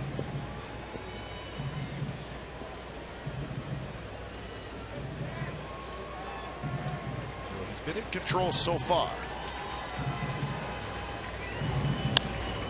High and foul. And it's really not a hard thrower. We're seeing 88, 89, 90. But pretty good late movement, it looks like.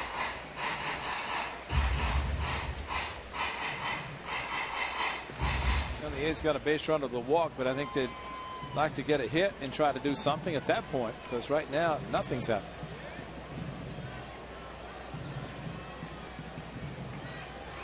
The 2-1 pitch to Lowry is foul back. Fastball in that time.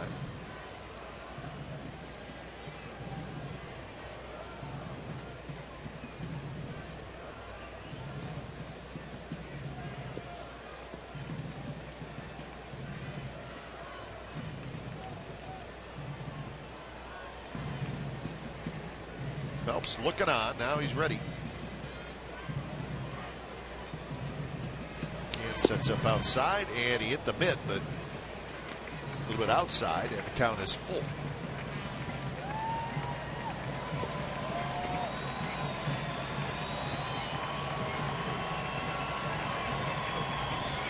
Outfield plays Lowry straight up and shallow.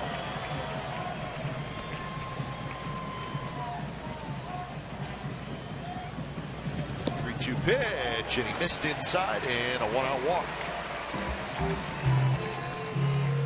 He's got a 1-out walk in the 4th. See if they can do something with a 1-out walk here in the 5th. Now batting the catcher, number 36. Norris will hit. Derek Norris. A's continue to lead the American League in runs scored. I've not been able to get anything going just yet in this ball game.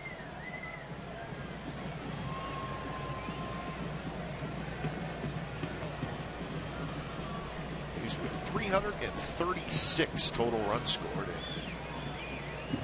It's the most. Swing and a miss. And even a game like this, get down early, you just have the feeling something's going to happen good for the Athletics to get back in the game and even do more than that. They always make a run at some point in the game. 0-1 pitch, sinker low, 1-1.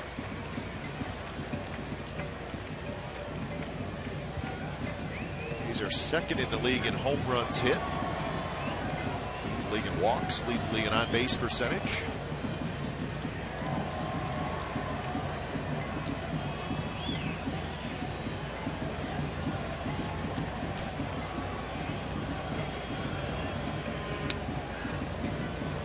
Lowry, not a real big lead at first.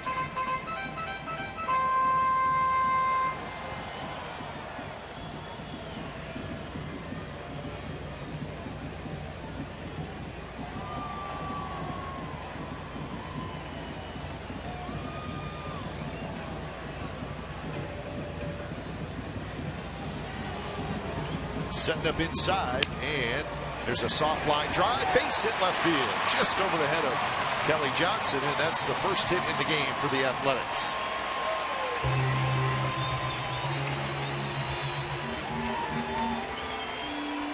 Well, we talked about the sinking fastball inside. You elevate it, it straightens out, and Derek Norris, while it was not a solid shot, softly enough to get over the head of Johnson at third base and take the first hit. So 2 on and 1 out, and the A's have some action against Phelps for the first time tonight. As Perino hits, blanks to follow.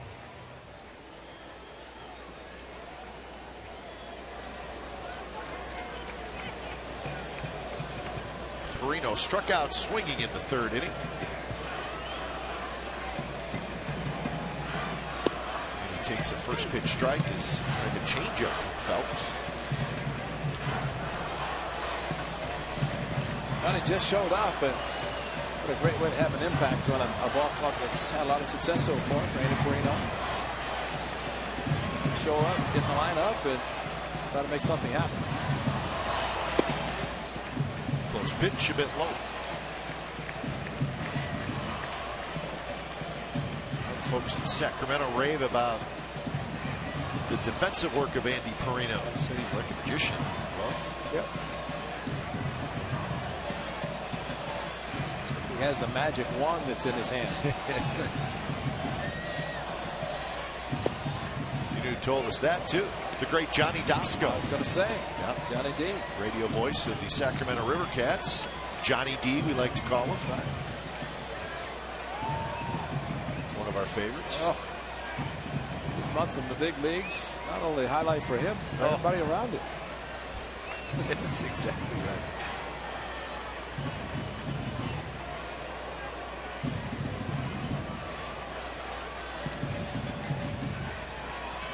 1-2 pitch. Outside, 2-2. I don't know if Mr. Phelps has a tough time seeing the signs, because Brian McCann is spread wide open, giving signs. It's really not something you see from a catcher. Usually tries to hide the signs, but that is as wide open as you ever see a catcher. He's got the catcher's mitt on his knee instead of down below, and almost as if Phelps, you need some of those magic signs for the fingertips. Right center field, and it's Ellsbury who makes the catch. Ichiro kind of had a duck out of the way right at the last minute, and that one just hung up there a little too long. That's the problem. You have the speed in the outfield, especially. Well, all three of the Yankees outfielders have a lot of speed. You elevate a ball and you keep it up in the air, somebody will catch up to it, and almost a little collision. Ichiro getting out of the way, but Ellsbury kind of looked at him right at the last instant. Whenever he did get out of the way, took a peek at him, and a lot of different routes taken by these players tonight. Well, blanks play earlier, and outfielders. Well, sometimes I guess too much speed is not good, so everybody wants to get to the ball. Throw Abraham Almonte in the mix. You only need a center fielder.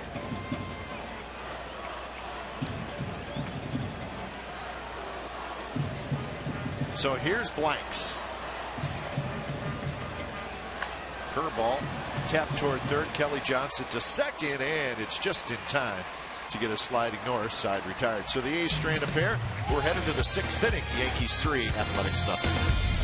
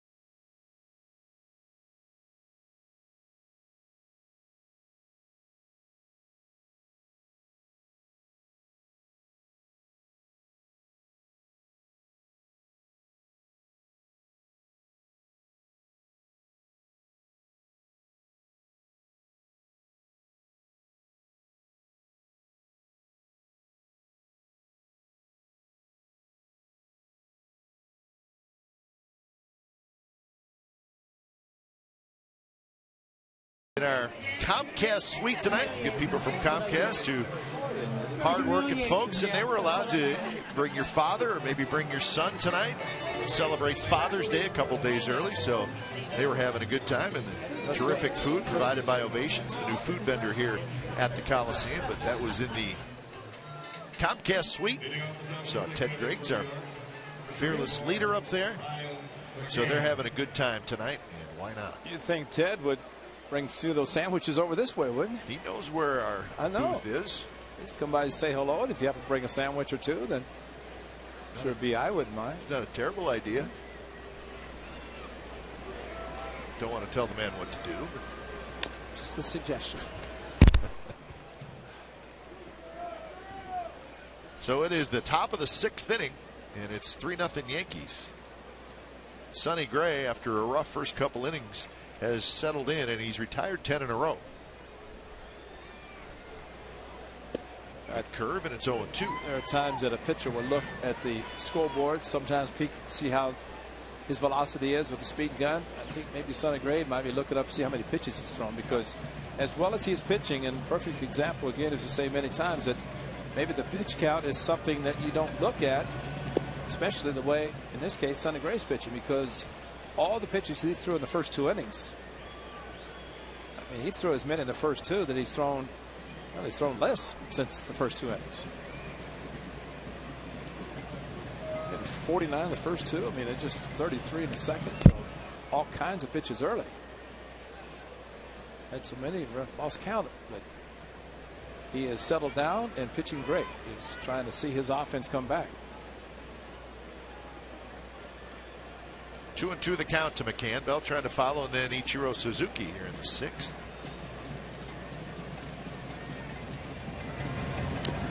Foul tip on a breaking ball.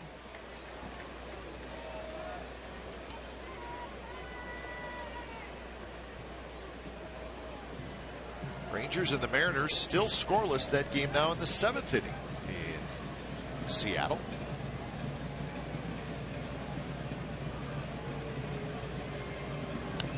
McCann rolls that breaking ball foul.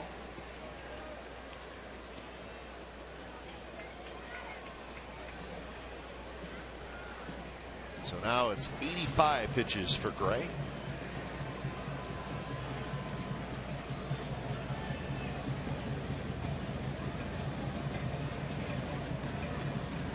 Setting up outside, and the pitch is in the dirt. So Gray missed on that location. Full count. McCann has bounced to third and flied to left.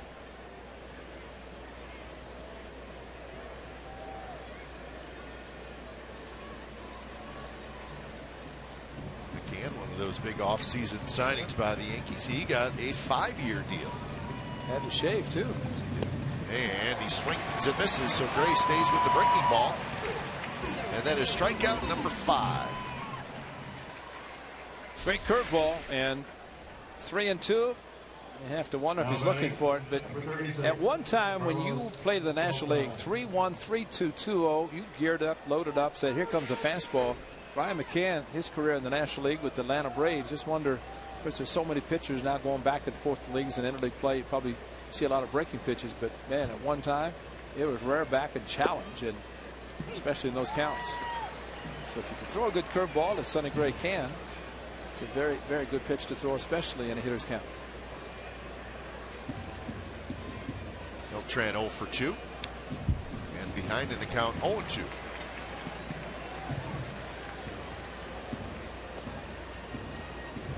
This is the 8th game back from the disabled list for Carlos Beltran.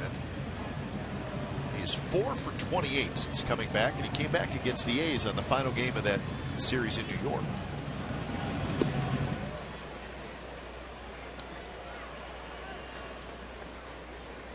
So the Yankees expecting big things from this guy. Around a long time. 363 career home runs for Carlos Beltran. And he swings over top the breaking ball, and that's 4 consecutive strikeouts for Sonny Gray. And another great curveball. What a pitch, and what location he is using the pitch now to get some big outs. And power hitters getting the big curveball from Sonny Gray, and it's a good one.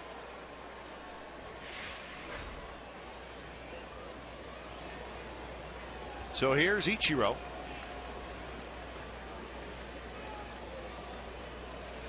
First pitch inside.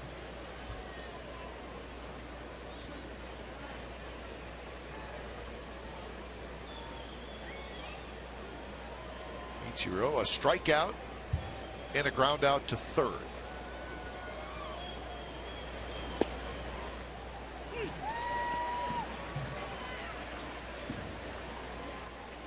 Fernando Abad is up.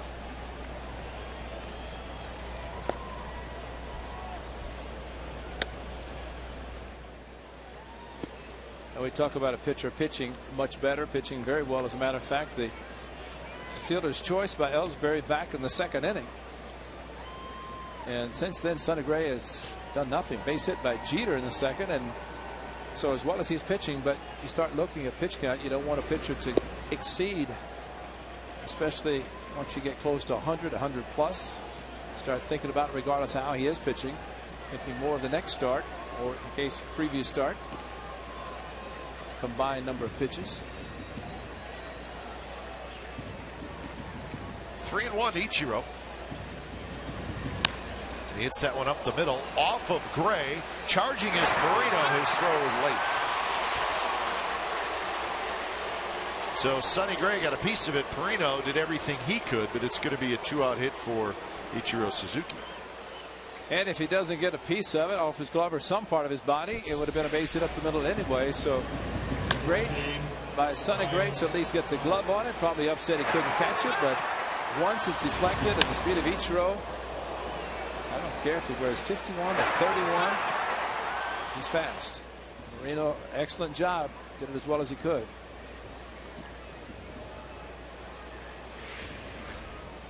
So Ichiro aboard. Ichiro is 4 for 5 in steal attempts this year. Going here is not out of the question. But how many times when he's with the Mariners we'd say the same thing? He's got to be running. We could not figure him out with the Mariners. Figure 2 outs and runner at first. He's at first, steals second in scoring position, but we'll see if he does it this time. And there's a strike, and the count is 1-1.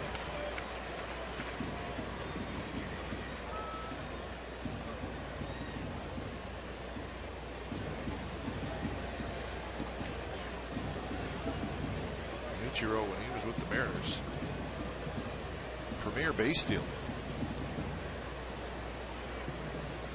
Not running, and pitches high. With Seattle, he had 438 stolen bases. Looks like Reggie Jackson to me. Yeah, just think about 10 days ago he had an A's cap on.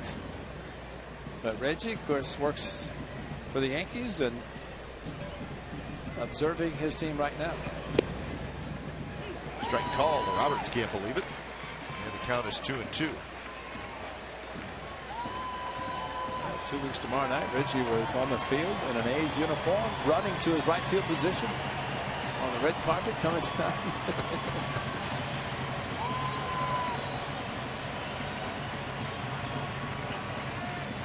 Retired 9 here, 44 in New York. For Reginald Martinez Jackson, Mr. October.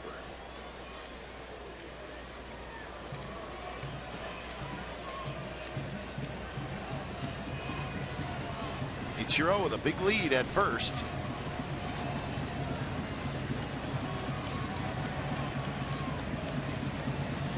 Pitch to Roberts is foul back. Roberts waited and waited and just got a piece of it.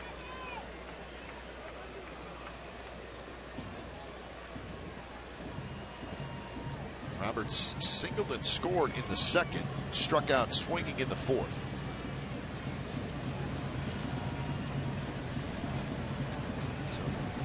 Sonny Gray now over 100 pitches ball game.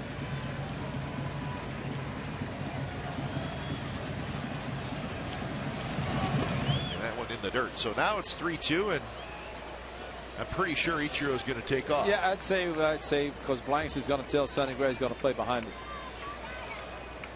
Remember the great Ricky Henderson when he set the all-time stolen base record. Wayne Murphy hit behind him, and Murph said that every time Ricky would say, "Don't take pitches from me. You're going to get fastballs, swing the bat." Well, Ichiro has to be saying the same thing to the hitter. Don't worry about it, because I may not run anyway unless it's 3-2, which is the count right now. Swing and a miss. Another breaking ball. And that is 7 strikeouts for Sonny Gray. So he finishing strong. It's 3-0 Yankees.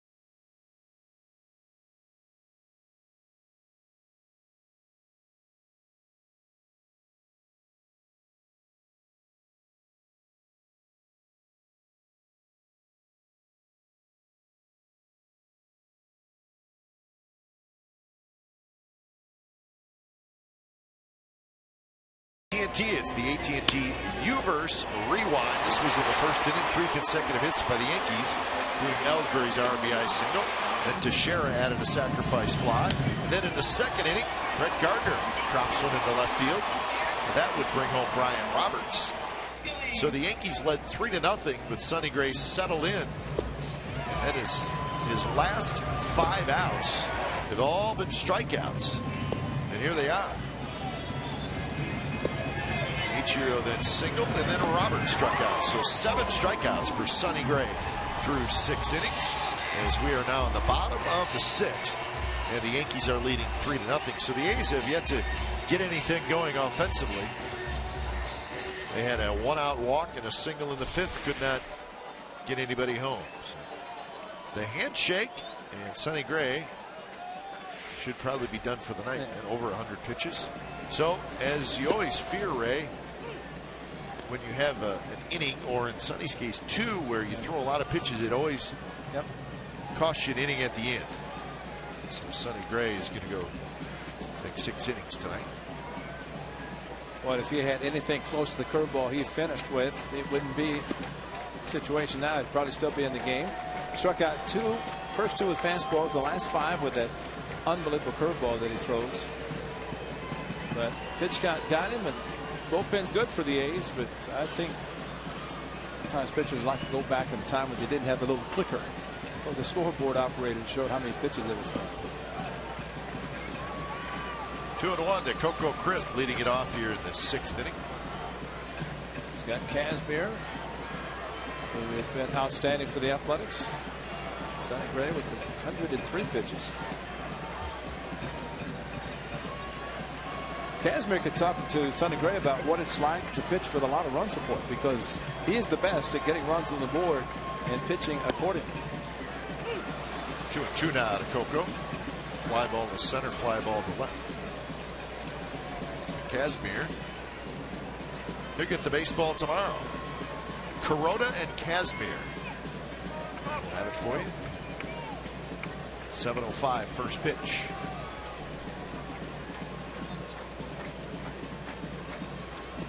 Coco lays off, and now full count. Good take by Coco.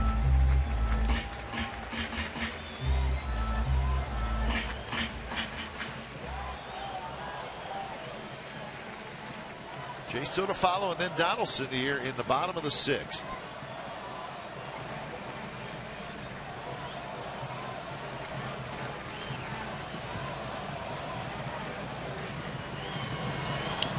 Foul back. So the pregame show, A's pregame live, comes your way at 6:30 tomorrow. Ball game starts at 7:05. Kuroda's 4-4. Kazmir's 7-2.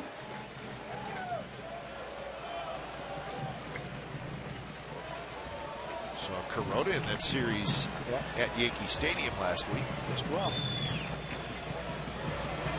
3-2 pitch, just a touch outside, and it's a leadoff walk.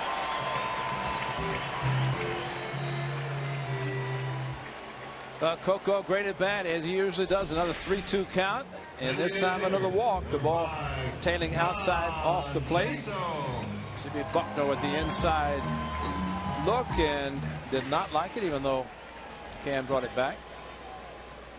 You know, those 3 outings that Phelps had against the A's back in 2012, he did not give up. As a matter of fact, he retired all 12 batters here at the Coliseum. And, out of the bullpen. And that's a tremendous note. The only hit he gave up was Donaldson in New York. But, you know, the one thing about those 3 games, Guy, the A's won 4-3, A's won 5-4, A's won 5-4. So, I guess, don't want to give the Yankees 4. Right now they have 3, but A's a chance to come back. But he's pitched well against the A's, those in relief.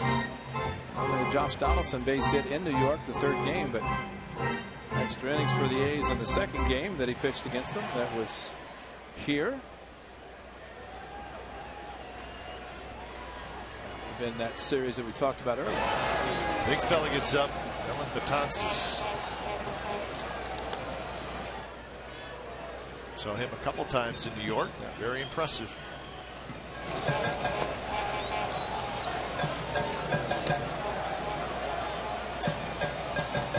Want to know the count to Jason, who has grounded out and walked.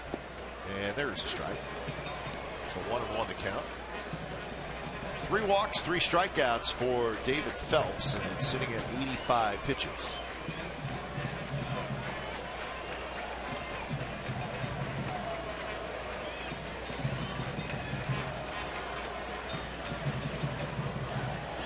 Jaso, a little flip job foul. Rangers and the Mariners are now going to the 8th inning. Still 0-0. The Angels lost their game tonight in Atlanta. That's impressive for this young man. And relief appearances before tonight.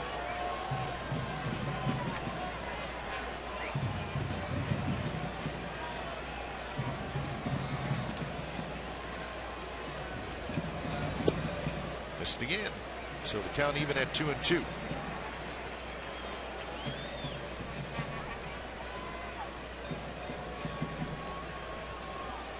Hayes with 1 hit. That was Norris's single in the 5th inning.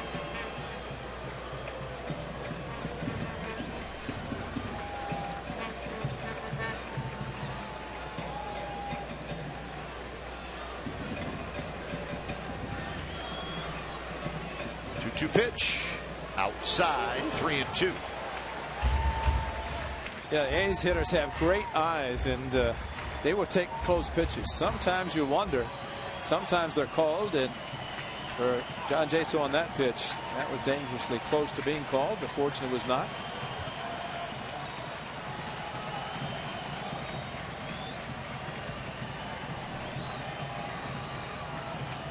So 3-2 with Coco at first. He's not running, and the pitch is bounced toward Teixeira, who backhands, flips to second for 1, back to first. Got him.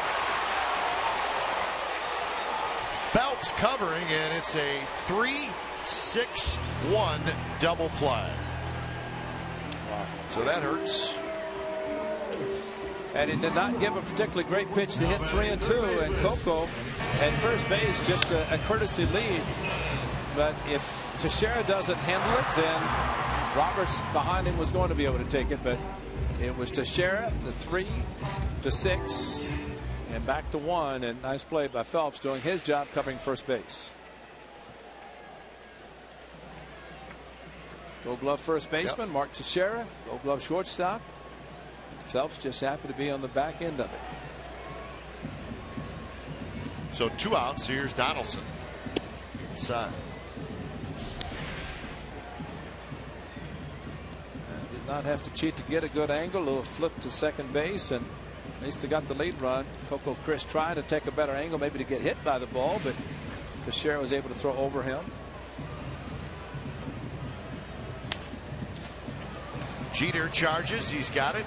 He'll throw on the run side, retired. So the double play big for the Yankees, and we're moving to the 7th inning. Still 3-0 New York.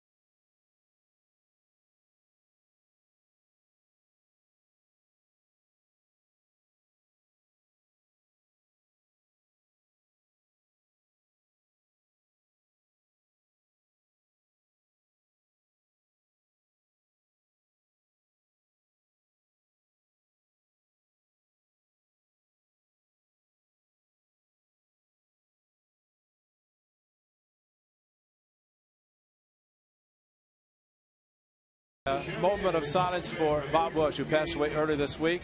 At the age of 57, we were in Anaheim, so all the A's players out in front of the dugout. Yankees the same in front of their dugout, as a kind of memorial was shown on Diamond Vision, and a moment of silence before the national anthem was sung tonight. But still very shocking to think that he's passed away. But Joe Girardi, and you know, I was talking to him, he couldn't believe it, because he of course knew the late Bob Welch. But 2002, on June 22nd, which coming up very quickly, Joe Girardi, remember the Chicago Cubs, and Darryl Kyle had passed away in the hotel room in Chicago, and Joe Girardi made the announcement on Saturday afternoon at Wrigley Field before, I guess you could say, one of the biggest rivalries, the Cardinals and the Cubs in Chicago, and made the announcement after they had found out that Darryl Kyle had passed away, and Joe Girardi made the announcement to the sellout crowd that the game had been canceled, and it said a death in the Cardinals family was the reason. So here, and that was Darryl Kyle passed away the same week that Jack Buck, the legendary broadcaster of the Cardinals, had passed away, and that was also the week of Darryl Kyle. So tomorrow will be memorial services in Arizona for Bob Welch, and give the A's a lot of credit. Mr. Lou Wolf, managing general partners, provided transportation, because it looked like Kurt Young and Mike Gallego would miss tomorrow night's game because they would be going, but instead it's providing the transportation for Steve Vucinich, Mikey Thalbaum, Kurt Young, Mike Gallego. Renee Latchman's coming over from San Francisco to get on the plane. They'll go to the memorial services and then come back for tomorrow night's game. So thanks to Mr. Wolf for doing that to make sure that coaches get back.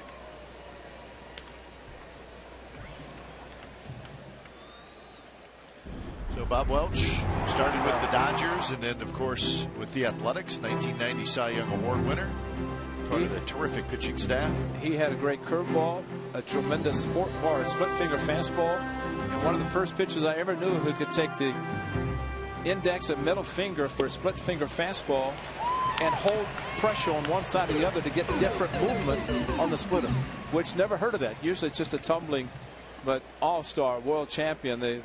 Seeing Reggie Jackson, the confrontation they had in 1978 World Series, I mean, it was tremendous the way he could pitch, and to see him in spring training with so much life, working with the kids in spring training with the A's and the minor leagues, and came over to the big league camp, and such a humble individual.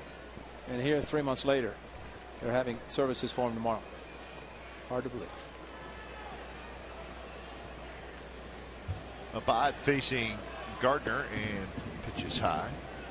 So when it's time for change, think Speedy Oil Change and Auto Service, your oil change, tune-up, and smog experts. As Fernando Abad takes over here in the 7th inning. Struck out Kelly Johnson, now facing Gardner. Slider, 2-0. Gardner 2 for 3 with a couple of singles, a run scored, and an RBI. We're also told that one of the sad things is Bob Welch had just RSVP'd that he would be here for the 1989 reunion.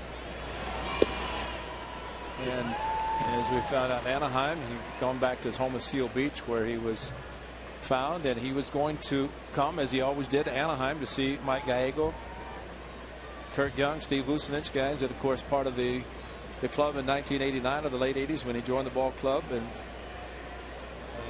he hit hard, very hard. Ooh. And Gardner is going to take first base after being hit up and in. Well, you don't like to say fortunately, but in this case it was a changeup, low 70s.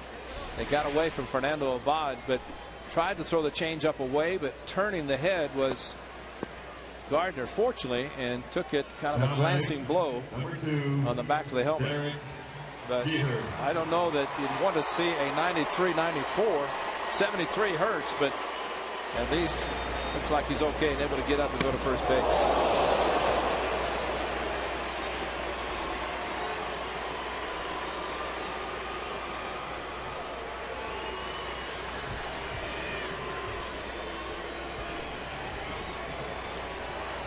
So Gardner, and you got to keep an eye on him now because he is a terrific base stealer. Pitch to Jeter is a strike. Gardner is 14 for 15 in steal attempts. Came back with another changeup after one got away inside to hit Gardner. Changeup, first pitch to Derek Jeter. Jeter 2 for 3. So Gardner has been on base 3 times. Jeter's been on base twice.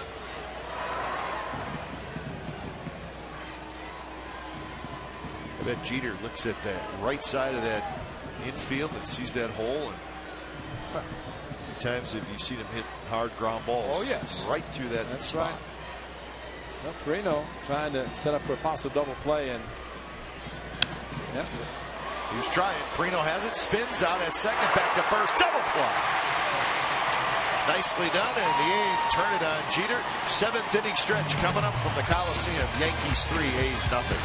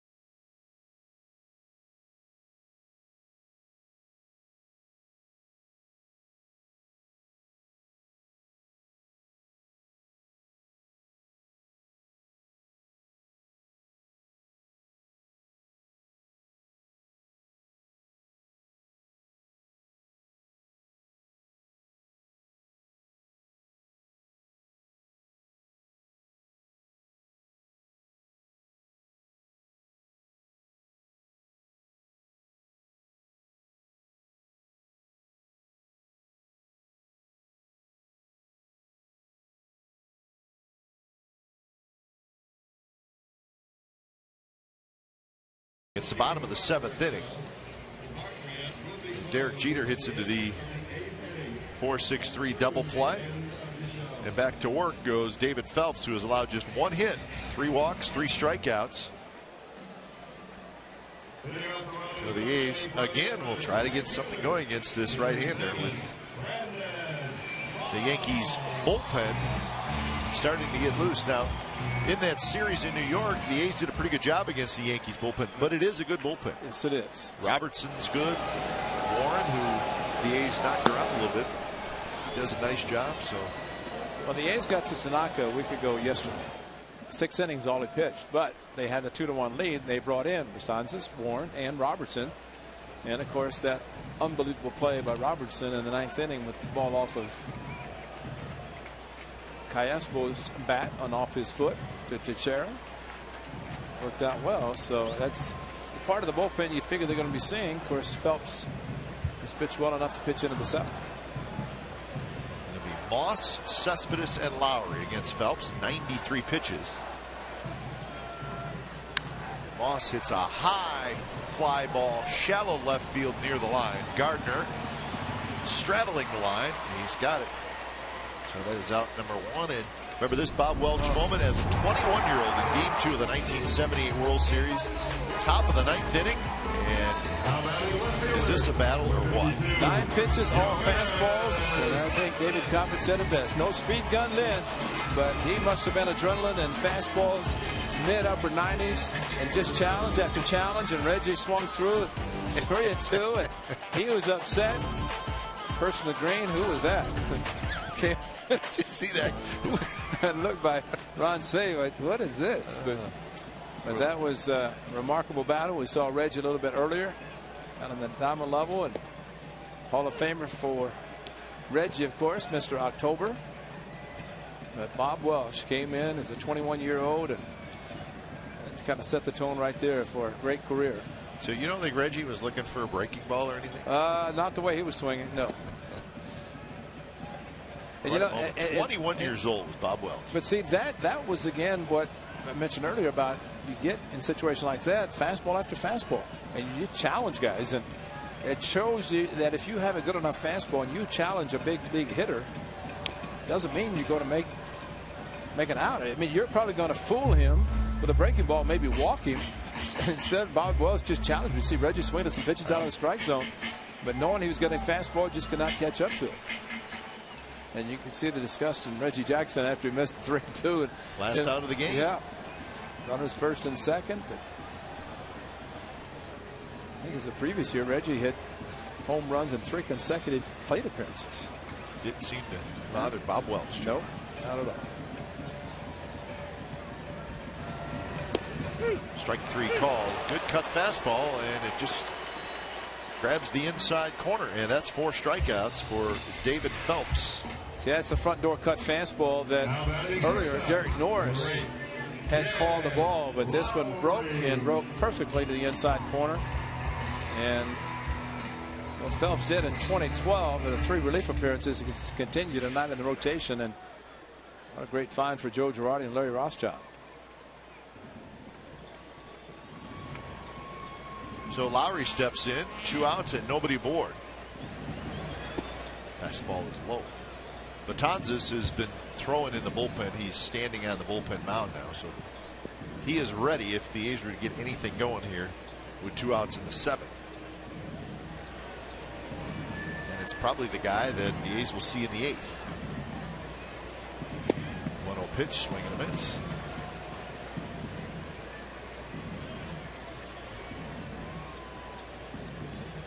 Seven innings is the deepest that Phelps has pitched in a start this year, and he's done that just 1 time. This is his 8th start of the year.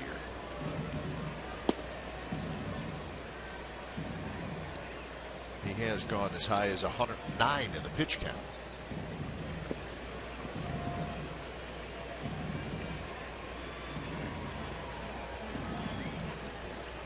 Two and 1 to Lowry, who has hit a fly ball to center field, and he has walked. He drives that one to left field. Gardner was playing shallow. He's hustling back, and it's over his head. Up against the wall, and Lowry's going to have a double. Well, that time Gardner playing shallow cost him. And I think that's going to be it. Derek Norris due up, and fastball, and we've seen the power of Jed Lowry, especially the doubles machine, which he gets another one. But as we've talked many times, outfielder plays shallow. He's going to ride more hits in front than the ones over his head. So when it's time for a change, think Speedy Oil Change and Auto Service, your oil change, tune-up, and spa experts.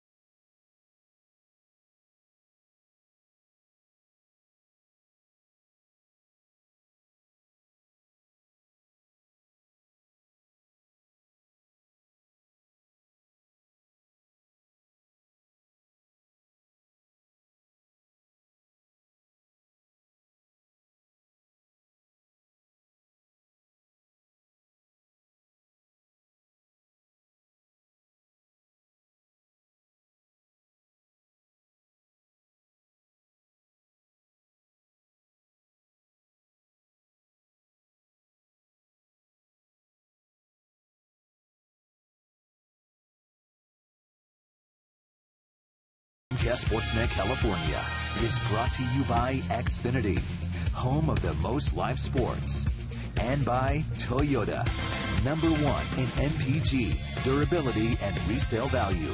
Toyota. Let's go places. David Phelps, very good tonight. He leads with a 3-0 lead, runner at second, 2 outs. And throws 102 pitches.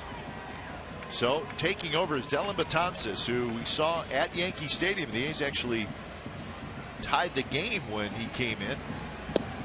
But we were also very impressed. He is the real deal. 6'8", 250 pounds, and look at the strikeouts. 63 strikeouts in 37 1/3 innings. Not too shabby. I talked about his fastball, which is thrown very hard, but his curveball is devastating because you have to look for it and think about it. Foul territory. Teixeira has it, so Betances throws 2 pitches. He gets Norris side retired. 8th inning coming up. 3-0 New York.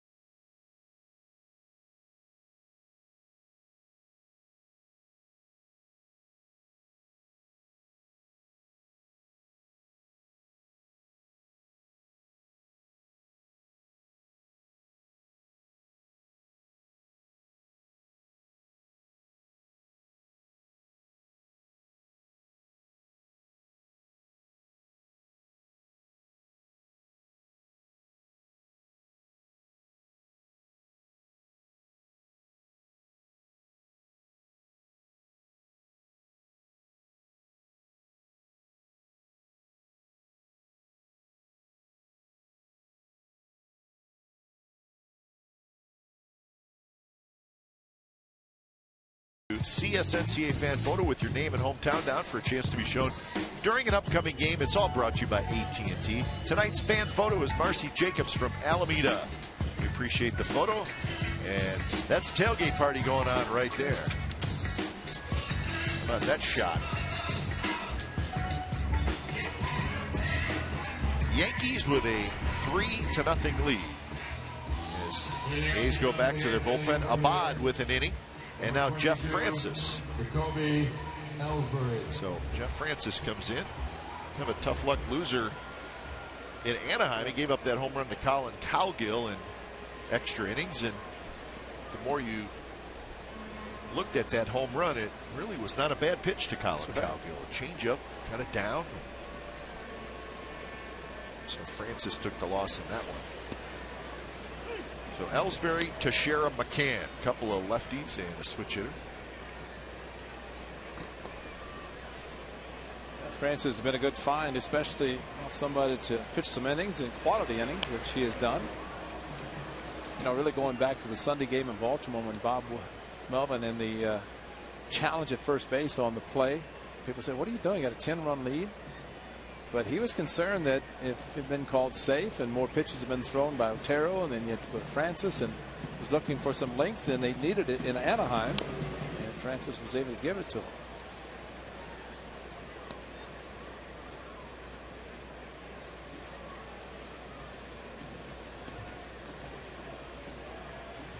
Six career home runs allowed on Friday the 13th. And that's just not fair, is it? Well, he's wearing number 13, so that's he should. Why not? It's a lucky 13. Huh. Friday the 13th.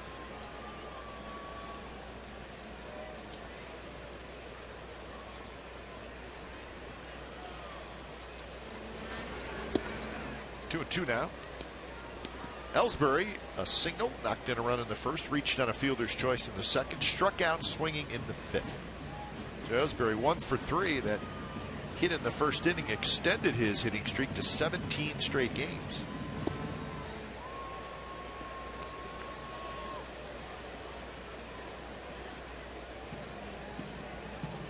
Teixeira to follow.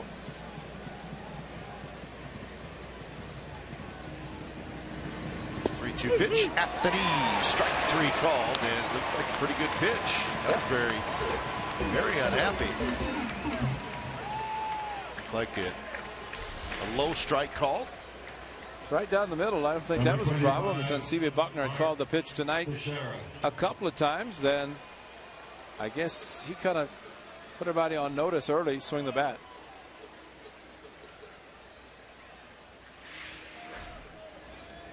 So 1 out for Teixeira, who takes a strike. Teixeira 0 for 2 with a sacrifice fly. That was in the first inning.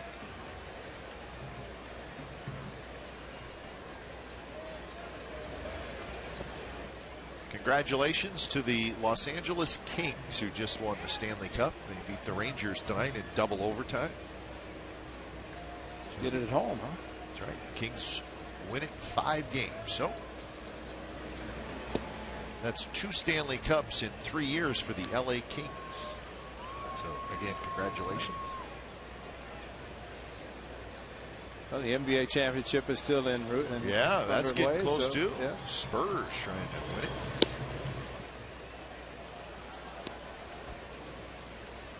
We do know this, that Darryl Sutter, who's the LA Kings coach, and he was the coach for the Sharks for a long time. He's a big baseball fan. Loves his Cubs. Teixeira drops one fair down the left field line.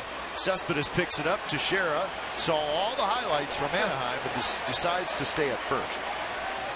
So Mark Teixeira's a smart man. How about the accuracy in the throw by Cespedes from the corner to second base? Number 34. Teixeira, 3-1, a very good hitter, especially in those counts. But, you know, this is a double.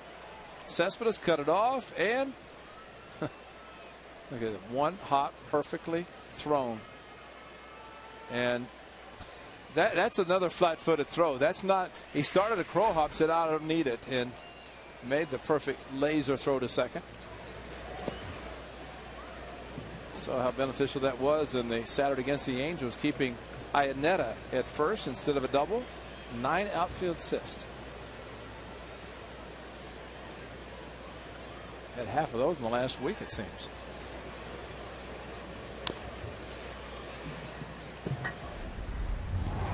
And we're going to just call this the throw. You know, there's the catch. This is the throw.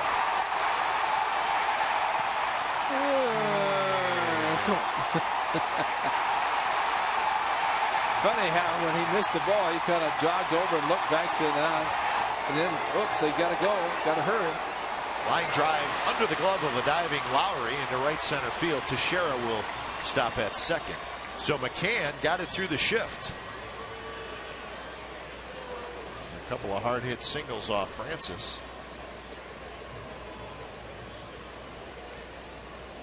And after the great play by Cespedes, hoping for the double play, McCann doesn't do it. Teixeira had to make sure the ball went through before he took off, so he had to stop at second. So I guess you could say if Teixeira had gotten to second, that's an RBI, but he did not, and double play possibility still there.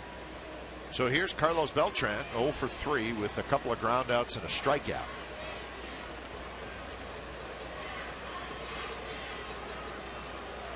First pitch is a curve in first strike. Ichiro Suzuki in the on-deck circle.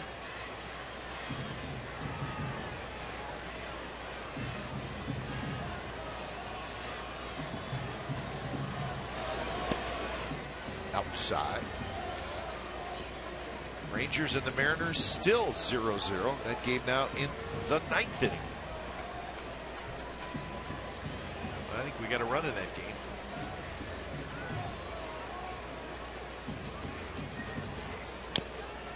Tapped foul. It looks like the Rangers scored in the top of the 9th, so it's 1-0 Rangers. Felix had probably already departed, right?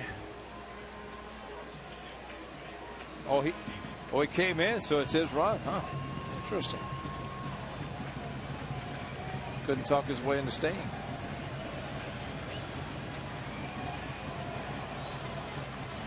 One and two to Carlos Beltran, setting up inside, and they missed inside. Not a two, threw it right where they wanted it. Not a two-seam fastball, just straight four-seam. If it missed, it was not by more than half a baseball. Now it's outside, so full count. Close pitches.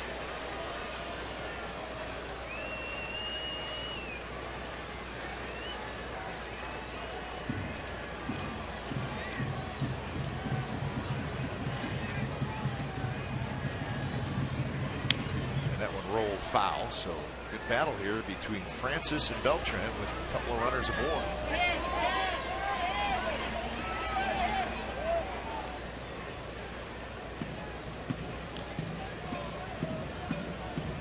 Sonny Gray went 6 innings tonight, struggled early, really settled down nicely. And Abad pitched the 7th, Francis here in the 8th. 3-2 pitch. That's driven to left center, and that's hit well, but Crisp is back. Tagging up is Teixeira, and Teixeira is going to go to third. And it'll be first and third with 2 outs as Beltran just missed that one. Hey, time now to log on to CSNCalifornia.com and decide the player of the game. Your vote counts. The winner will be revealed during A's post-game live. Follow the action on the diamond like never before with enhanced Bloomberg stats and more. A's in-game live. It's on CSNCalifornia.com. Log on now and vote.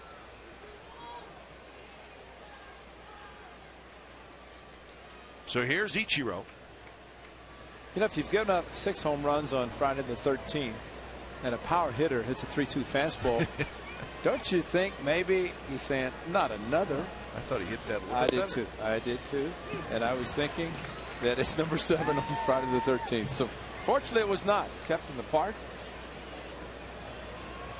Teixeira, and again Cespedes' ability to hold Teixeira to a base hit with a great play down the line. And he's still on the bases. He's a third now instead of possibly sitting in the dugout with another run. Tapped toward Donaldson, but fouled. So 0-2 to Ichiro is 1 for 3 with a single that was in the 6th inning.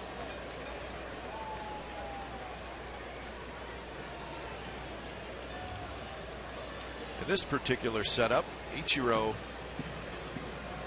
it's a lot of infield hits, so Teixeira tagging up and going to third becomes a fairly important play. Curveball off of Francis' glove, and it's going to be an infield hit, and the run comes in to score. Now Francis just could not field it cleanly, and it's now 4-0 Yankees. He fields it. It's an out. If he lets it go through, might have been another out, but off the tip of the glove, he can't believe it.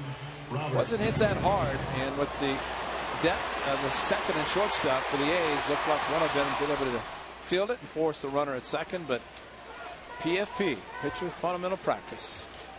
That time it didn't work. So now Roberts hits. Roberts a switch hitter.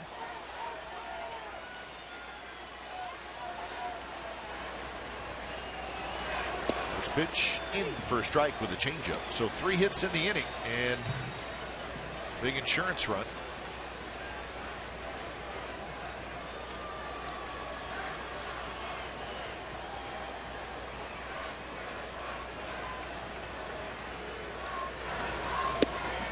One is called the ball.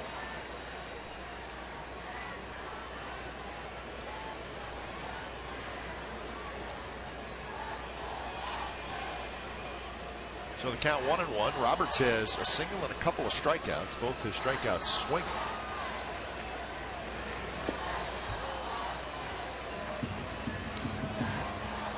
McCann, the runner at second, does not run very well.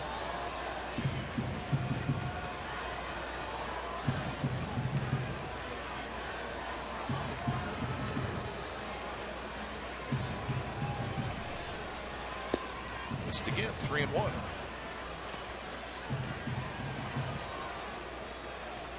Batanza is obviously going to stay in the game. He got the final out in the bottom of the 7th inning.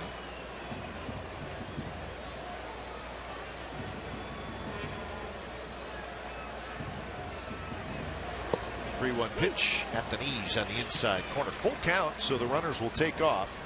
McCann at second and Ichiro Suzuki at first.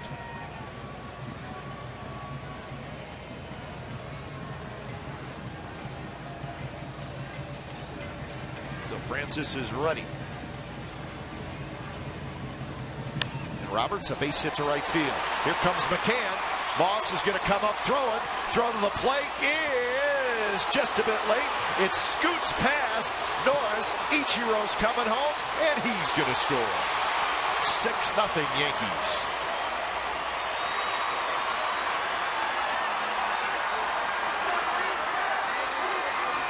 It's amazing how close the plate was, considering McCann was going on contact. And Roberts opposite field hitting, and Derek Norris tried just to make a quick catch and apply the tag. Ichiro all the way to third. Derek Norris just there, and Francis was backing up, but the ball deflected towards the first base dugout, and that's the reason Francis was late getting to the ball. He backed up properly, in which the way the ball was thrown, but not where it ended up. So it goes as a single RBI, and the air goes to Norris as the ball kind of popped out of his glove. Wow, that's surprising. I say surprising because usually it's the thrower, the person who's throwing the ball, gets the air. I don't know that Derek had the ball cleanly at any time. He's trying to deke, and if he had it, it was momentary, and just trying to make the quick tag. So 3 runs have scored, and now it's Kelly Johnson. See, that's a short hop, and he might have had it, and by tagging the back of McCann. First pitch to Johnson is down and away.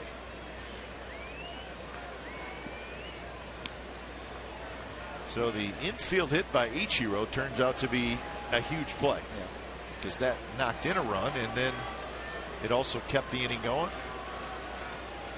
And now 3 have scored. There's a strike from Francis. So 6-0 Yankees lead.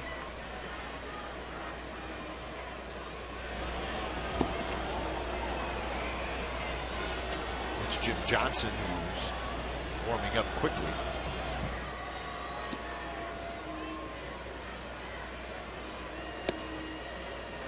Missed inside, 2-1.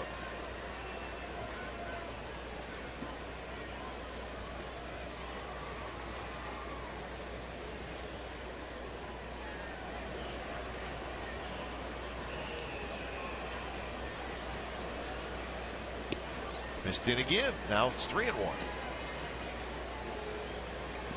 Started with a strikeout to Ellsbury. 3-2. Well, it's got to be frustrating for a pitcher when you're that close, and then you got to try to hold your composure and get out of the inning after 3 have scored. And that one's up the middle, and that's a base hit. Roberts rounds third. He will score, and it's a 4-run 8th inning for the Yankees, and they lead 7-0.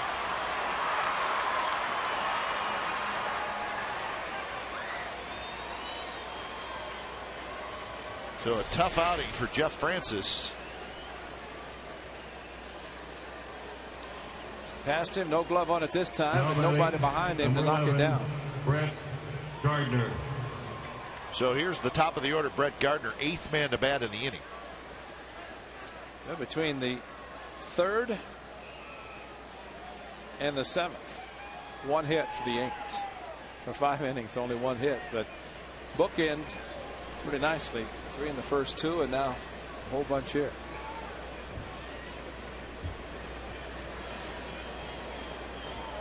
Gardner's been on base 3 times tonight. 2 singles, and he was hit by a pitch. Scored 1 and knocked 1 in. There's Gardner, past off season, got a nice contract extension, a 4-year deal.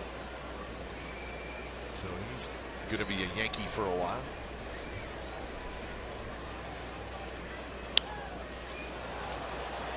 Donaldson near the seats, but it'll go into the second row behind the A's dugout.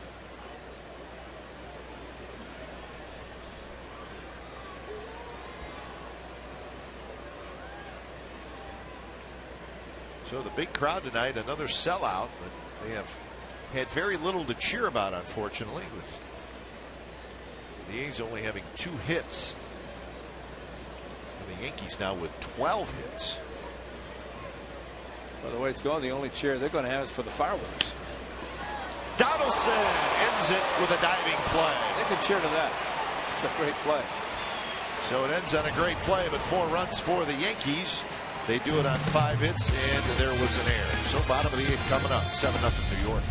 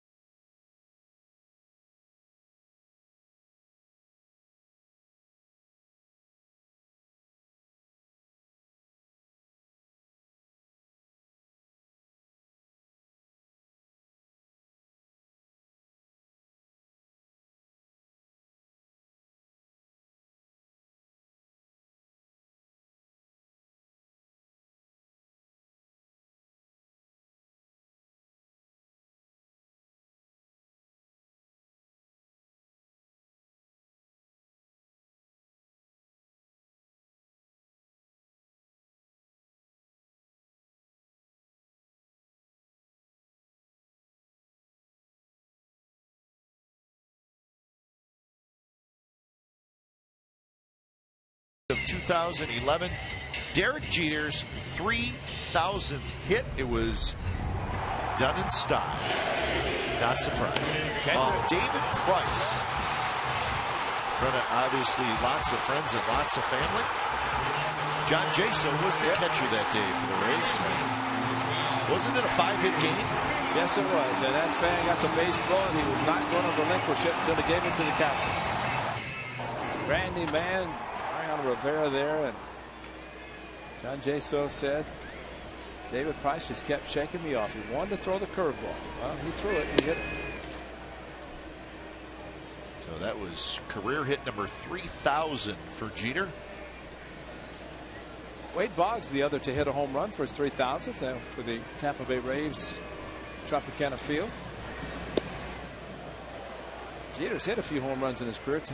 Wade Boggs didn't hit a lot, but that one he did.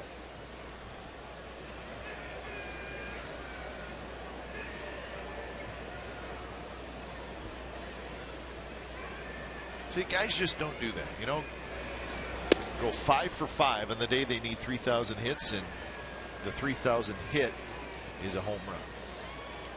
Well, how about Cal Ripken Jr. 2,130 to tie the all-time streak.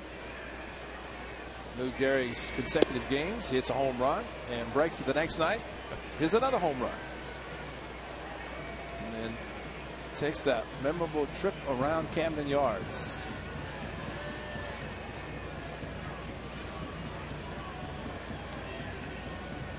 The 3-1 pitch is hit foul left field. Jeter currently 8th on the all-time hit list, closing in on Carl Yastrzemski. So he should get to Yastrzemski. He should get to Honus Wagner. Maybe not Trispeaker. Stan Musial 3,630. Same at home as on the road. Same number of hits. Perino is retired. Jeter has 257 career home runs.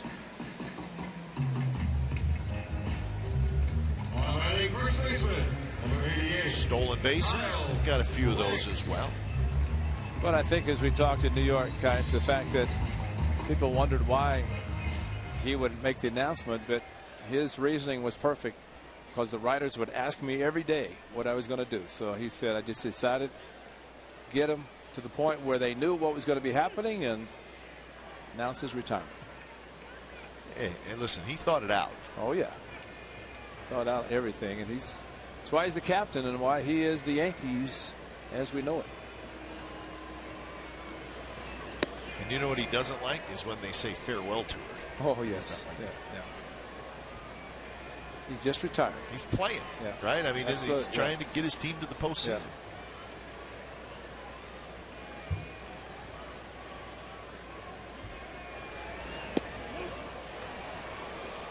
So, Tanzas shows why he's got a boatload of strikeouts as Kyle Blanks heads back to the dugout. Yeah, you throw a mid-90s fastball and then drop up to Charlie on you, and then you're gonna commit and say, why did I swing? Because it's a ball, but you have to gear up for it.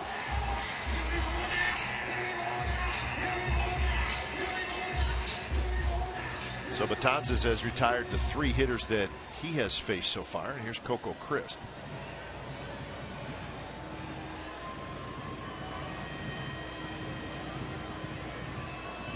First pitch to Coco is a bit high. The A's 2 hits tonight. Norris with a 1-out single. That was in the 5th inning. Lowry with a 2-out double in the 7th, and that's it.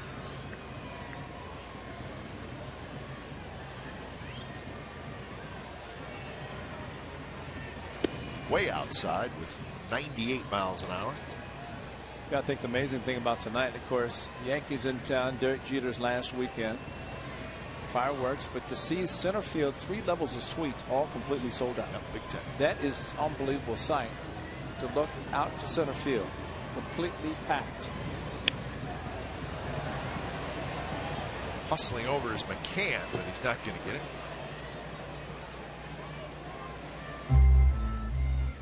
Well, yeah, that's when the suites are full. Yeah. Then you do got to sell out, folks. There, and there. I mean, all 3 levels, and that's just something you do not see. You might see the first level complete, second level partially, but third level, but they are all there tonight, and so that's why to empty this place out in center field for the fireworks, it's going to take a while because all those fans have to vacate.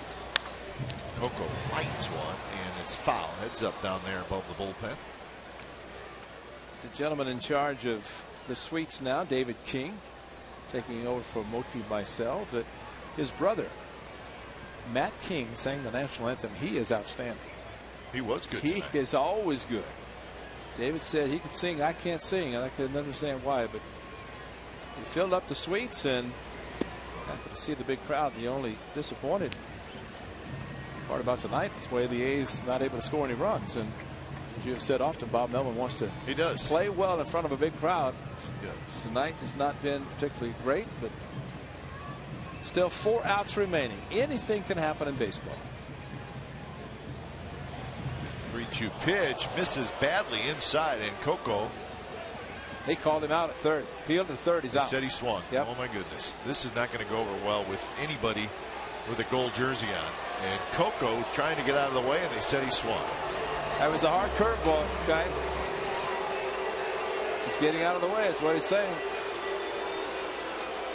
So it ends up being a 3-up, 3-down inning for Betances. Take a look.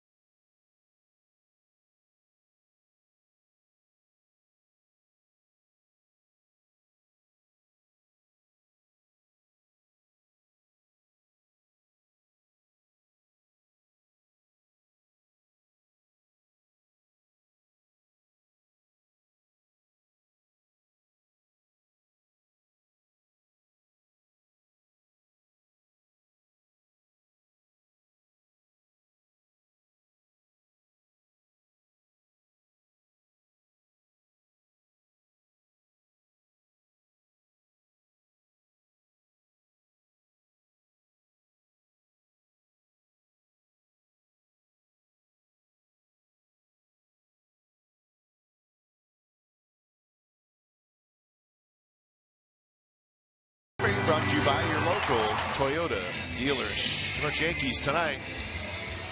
2 in the first, 1 in the second, and then 4 in the 8th. So 7-12-0 for the Yankees, 0-2-0 for the Athletics. Phelps was very good tonight. Pitched into the 7th inning. Top of the order has been good for the Yankees. Sonny Gray was a little shaky early.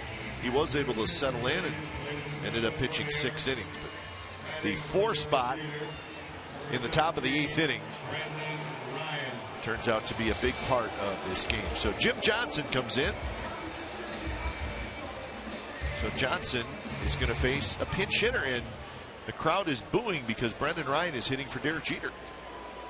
And Brendan Ryan can tell the grandkids, yeah, I pinched hit for Jeter. Yeah, yeah. He was struggling, and I gotta. Not true. Derek Jeter was 2 for 4 tonight.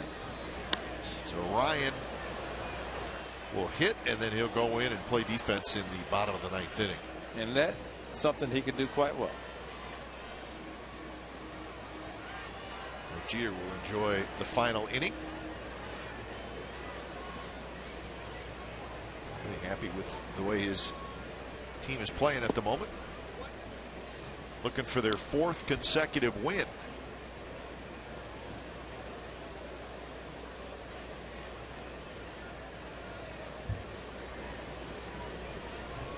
Ellsbury to follow. Ryan, Ellsbury, and Teixeira here in the top of the 9th inning. You know, by the way, players can renege on their announcements. They don't necessarily have to do what they say they're going to do. True. I think Derek Jeter will, but you know, I remember there was a time when he went to arbitration and the Yankees said, you can't hit home runs. You don't hit enough home runs. So it made him angry. He went out and hit a whole bunch of home runs next year. And so it's almost as if you tell Derek Jeter he can't do something, he's going to do it. And Ryan gets hit on the elbow.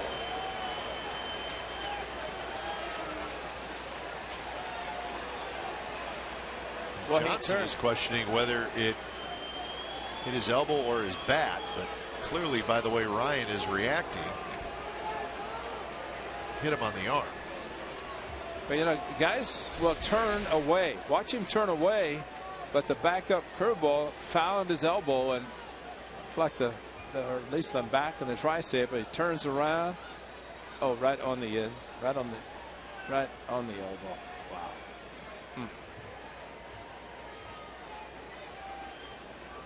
Ryan still being tended to near home plate.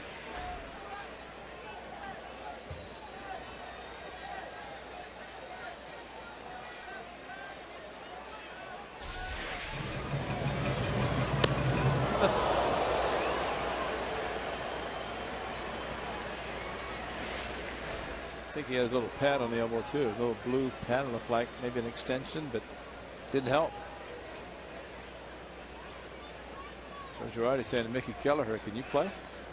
Just Mick, I need a shortstop. Yeah, it just took out my shortstop.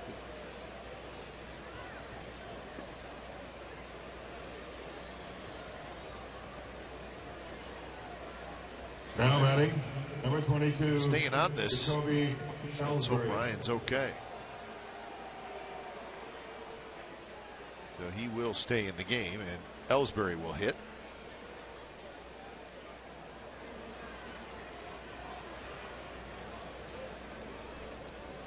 Jeter says, I'm out of here, man. It's not like the All-Star game where you can have a returning position player. Somebody gets hurt. Probably Raymond walking him in, right? Oh, of course. Yeah. Raymond's the security guard to the Stars.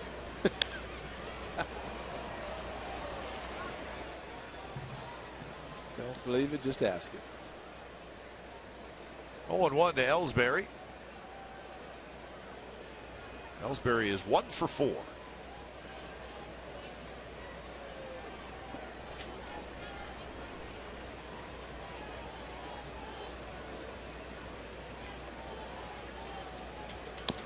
That one's bounced toward first, and it is foul.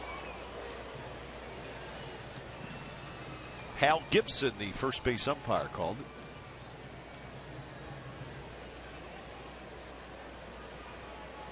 There's Hal. Have not heard his name, have you? Hal Gibson, have we had it? We We'll usually see someone in a crew every series as somebody new. And remember, they've hired a whole bunch of new umpires because of the rotation in New York for the challenges. And so it just seems like there are a whole bunch that, like one added to each crew, it seems.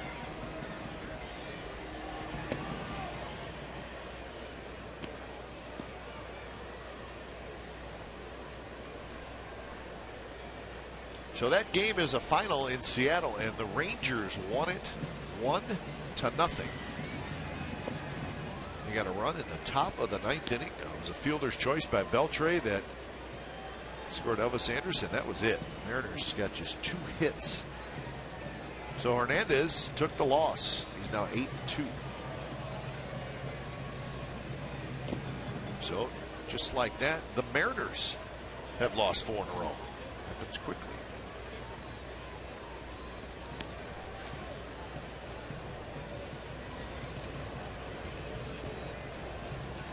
That the Angels lost. The Braves beat the Angels 4-3. Rays beat the Astros 6-1. So from the A standpoint, good night to pick up ground on everybody in the West, it seemed, but they'd have to have a remarkable comeback tonight to do it. Jose Ramirez, the rookie right-hander, out in the bullpen. The Astros have been playing very good baseball. They lost tonight.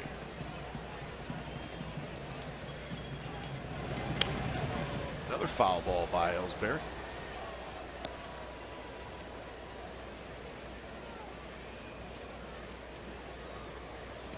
The Tigers lost again. Twins 2, Tigers nothing. Tigers have lost 9 out of their last 12.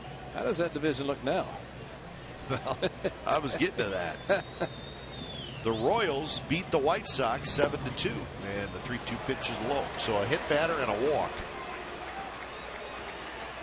Fans, follow every A's game with MLB.com @Pat on your favorite mobile phone or tablet. Get live look-ins, instant replay scores, stats, audio, free MLB.tv game of the day, and more.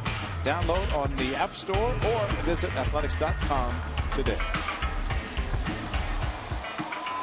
The fireworks going off, testing them out.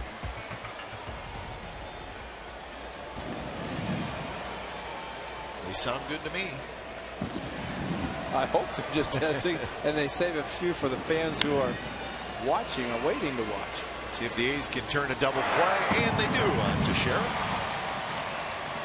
So Lowry took the pivot, but he had to kind of come from a different angle. Yeah. He was playing on the right side of second base. Number 34, Ryan McCann. Well, that's what happened. You have 3 to the right side on the shift, so very unusual 4-6-3 double play. So here's McCann with Ryan now at third. So Ray, so the Tigers lose and the Kansas City Royals won. They have won 5 in a row. They've won 8 out of 10. And remember, it was not very long ago, maybe like 2 weeks, where people were talking about the Royals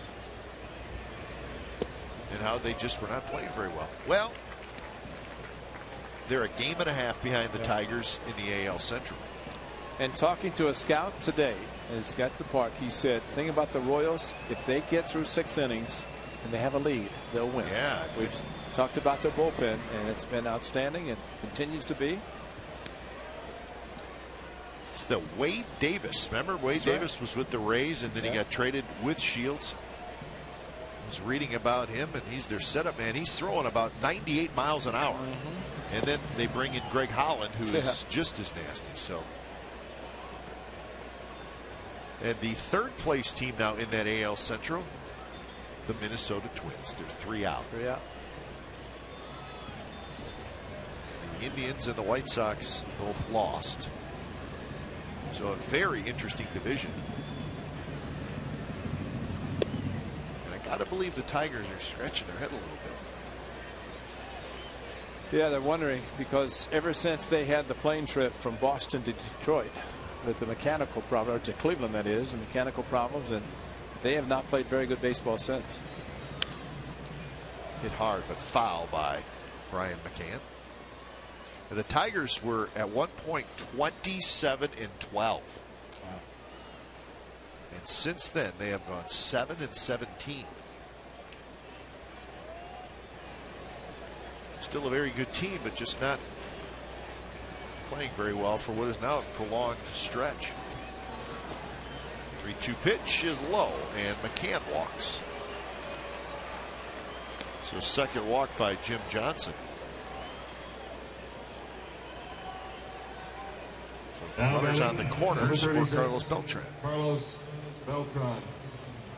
The Red Sox beat the Indians 10-3. Lackey over Masterson.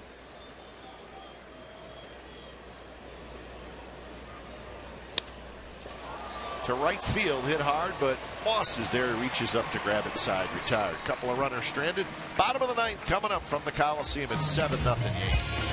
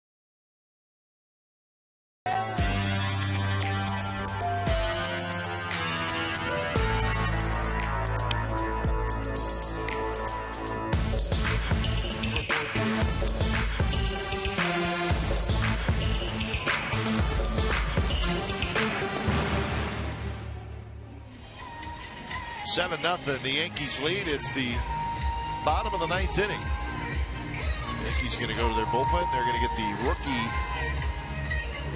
right-hander into the game. His name is Jose Ramirez. Saw him in New York series at Yankee Stadium. So did Josh Donaldson. Yeah. Took him deep. That's right. Made his Major League debut and picked up the loss. That is the one loss, 270 earned run average. Good fastball, but Josh Donaldson turned around about a 95-mile-an-hour fastball. So Ramirez, the 24-year-old from the Dominican Republic, takes over. Ryan is now the shortstop, and the first pitch is up and away to Jason. So Dylan Betances goes an inning and a third with a couple of strikeouts, so he does his thing.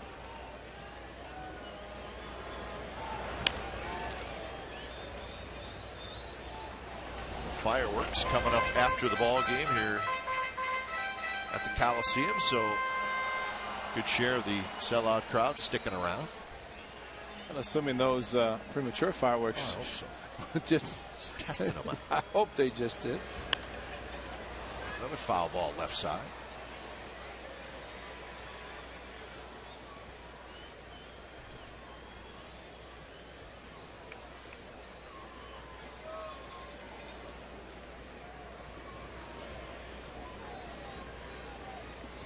So 1-2 the count. The A's with just 2 hits. They have struck out 6 times. And a swing and a miss by John Jaso. Honda player of the game for tonight is Sonny Gray. I remember Sonny Gray struggled early in this game. In fact, the bullpen was up in the second inning, and I don't think we've ever seen that before with Sonny Gray. But the important thing is he's settled in. And at one point, he retired 13 in a row. He ended up going 6 innings. And quite frankly, after the first 2 innings, when he threw a whole bunch of pitches, he could have easily been out of there after 4 innings. But he actually pitched pretty well. But unfortunately, you got to count the first 2 innings also. And he struggled. So Sonny Gray is pitcher record at this point. Donaldson 0 for 3.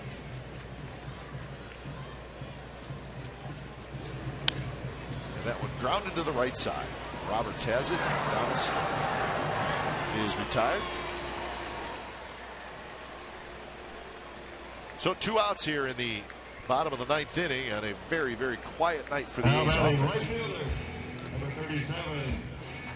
Another thing that we just don't see very often. The A's getting knocked around on the scoreboard.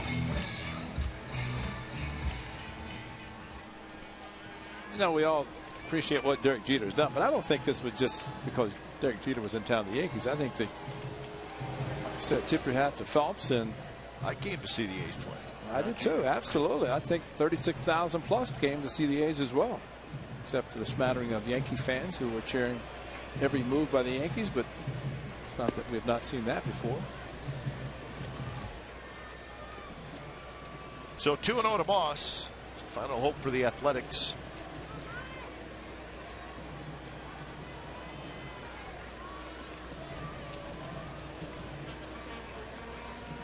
Moss is 0 for 3, couple of flyouts and a strikeout, and he swings and misses.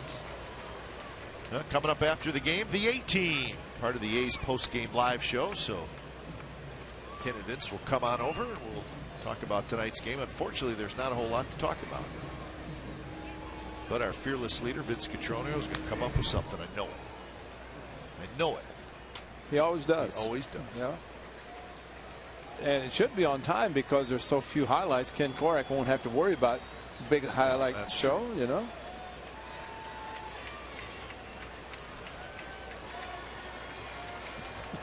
So the guys are ready, and so are we. We'll have that for you during A's post game live.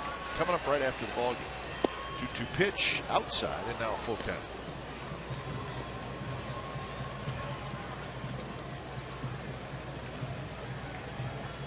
So Jose Ramirez, the rookie, trying to finish this one up. Payoff pitch, and it's line foul. Moss does not want to go to bed tonight with an 0 for 4. No.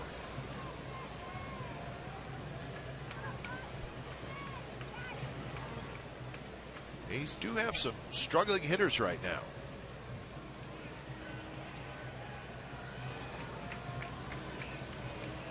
Game 67, and sitting at 40-26 coming into tonight's game. Get through the struggles of whatever they might be and get back on track, and that again is the beauty of a long season. That's why you never want guys to go in slumps in postseason, because you have a 5-game series division, league championship 7, World Series 7, and it is not the time to struggle. Get them out of the way during the season. Chile figure out a way to get them on track. Moss hanging in there. Another foul ball.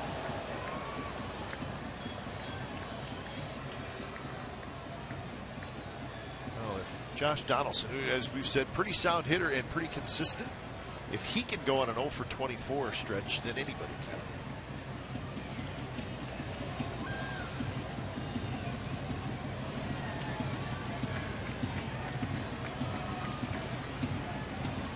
Another 3-2 pitch, and this should do it. It's popped up to shallow center field, and that's the ball game. So the Yankees shut out the A's in game 1 of this 3-game series, and they keep a sellout crowd quiet, which is unfortunate here.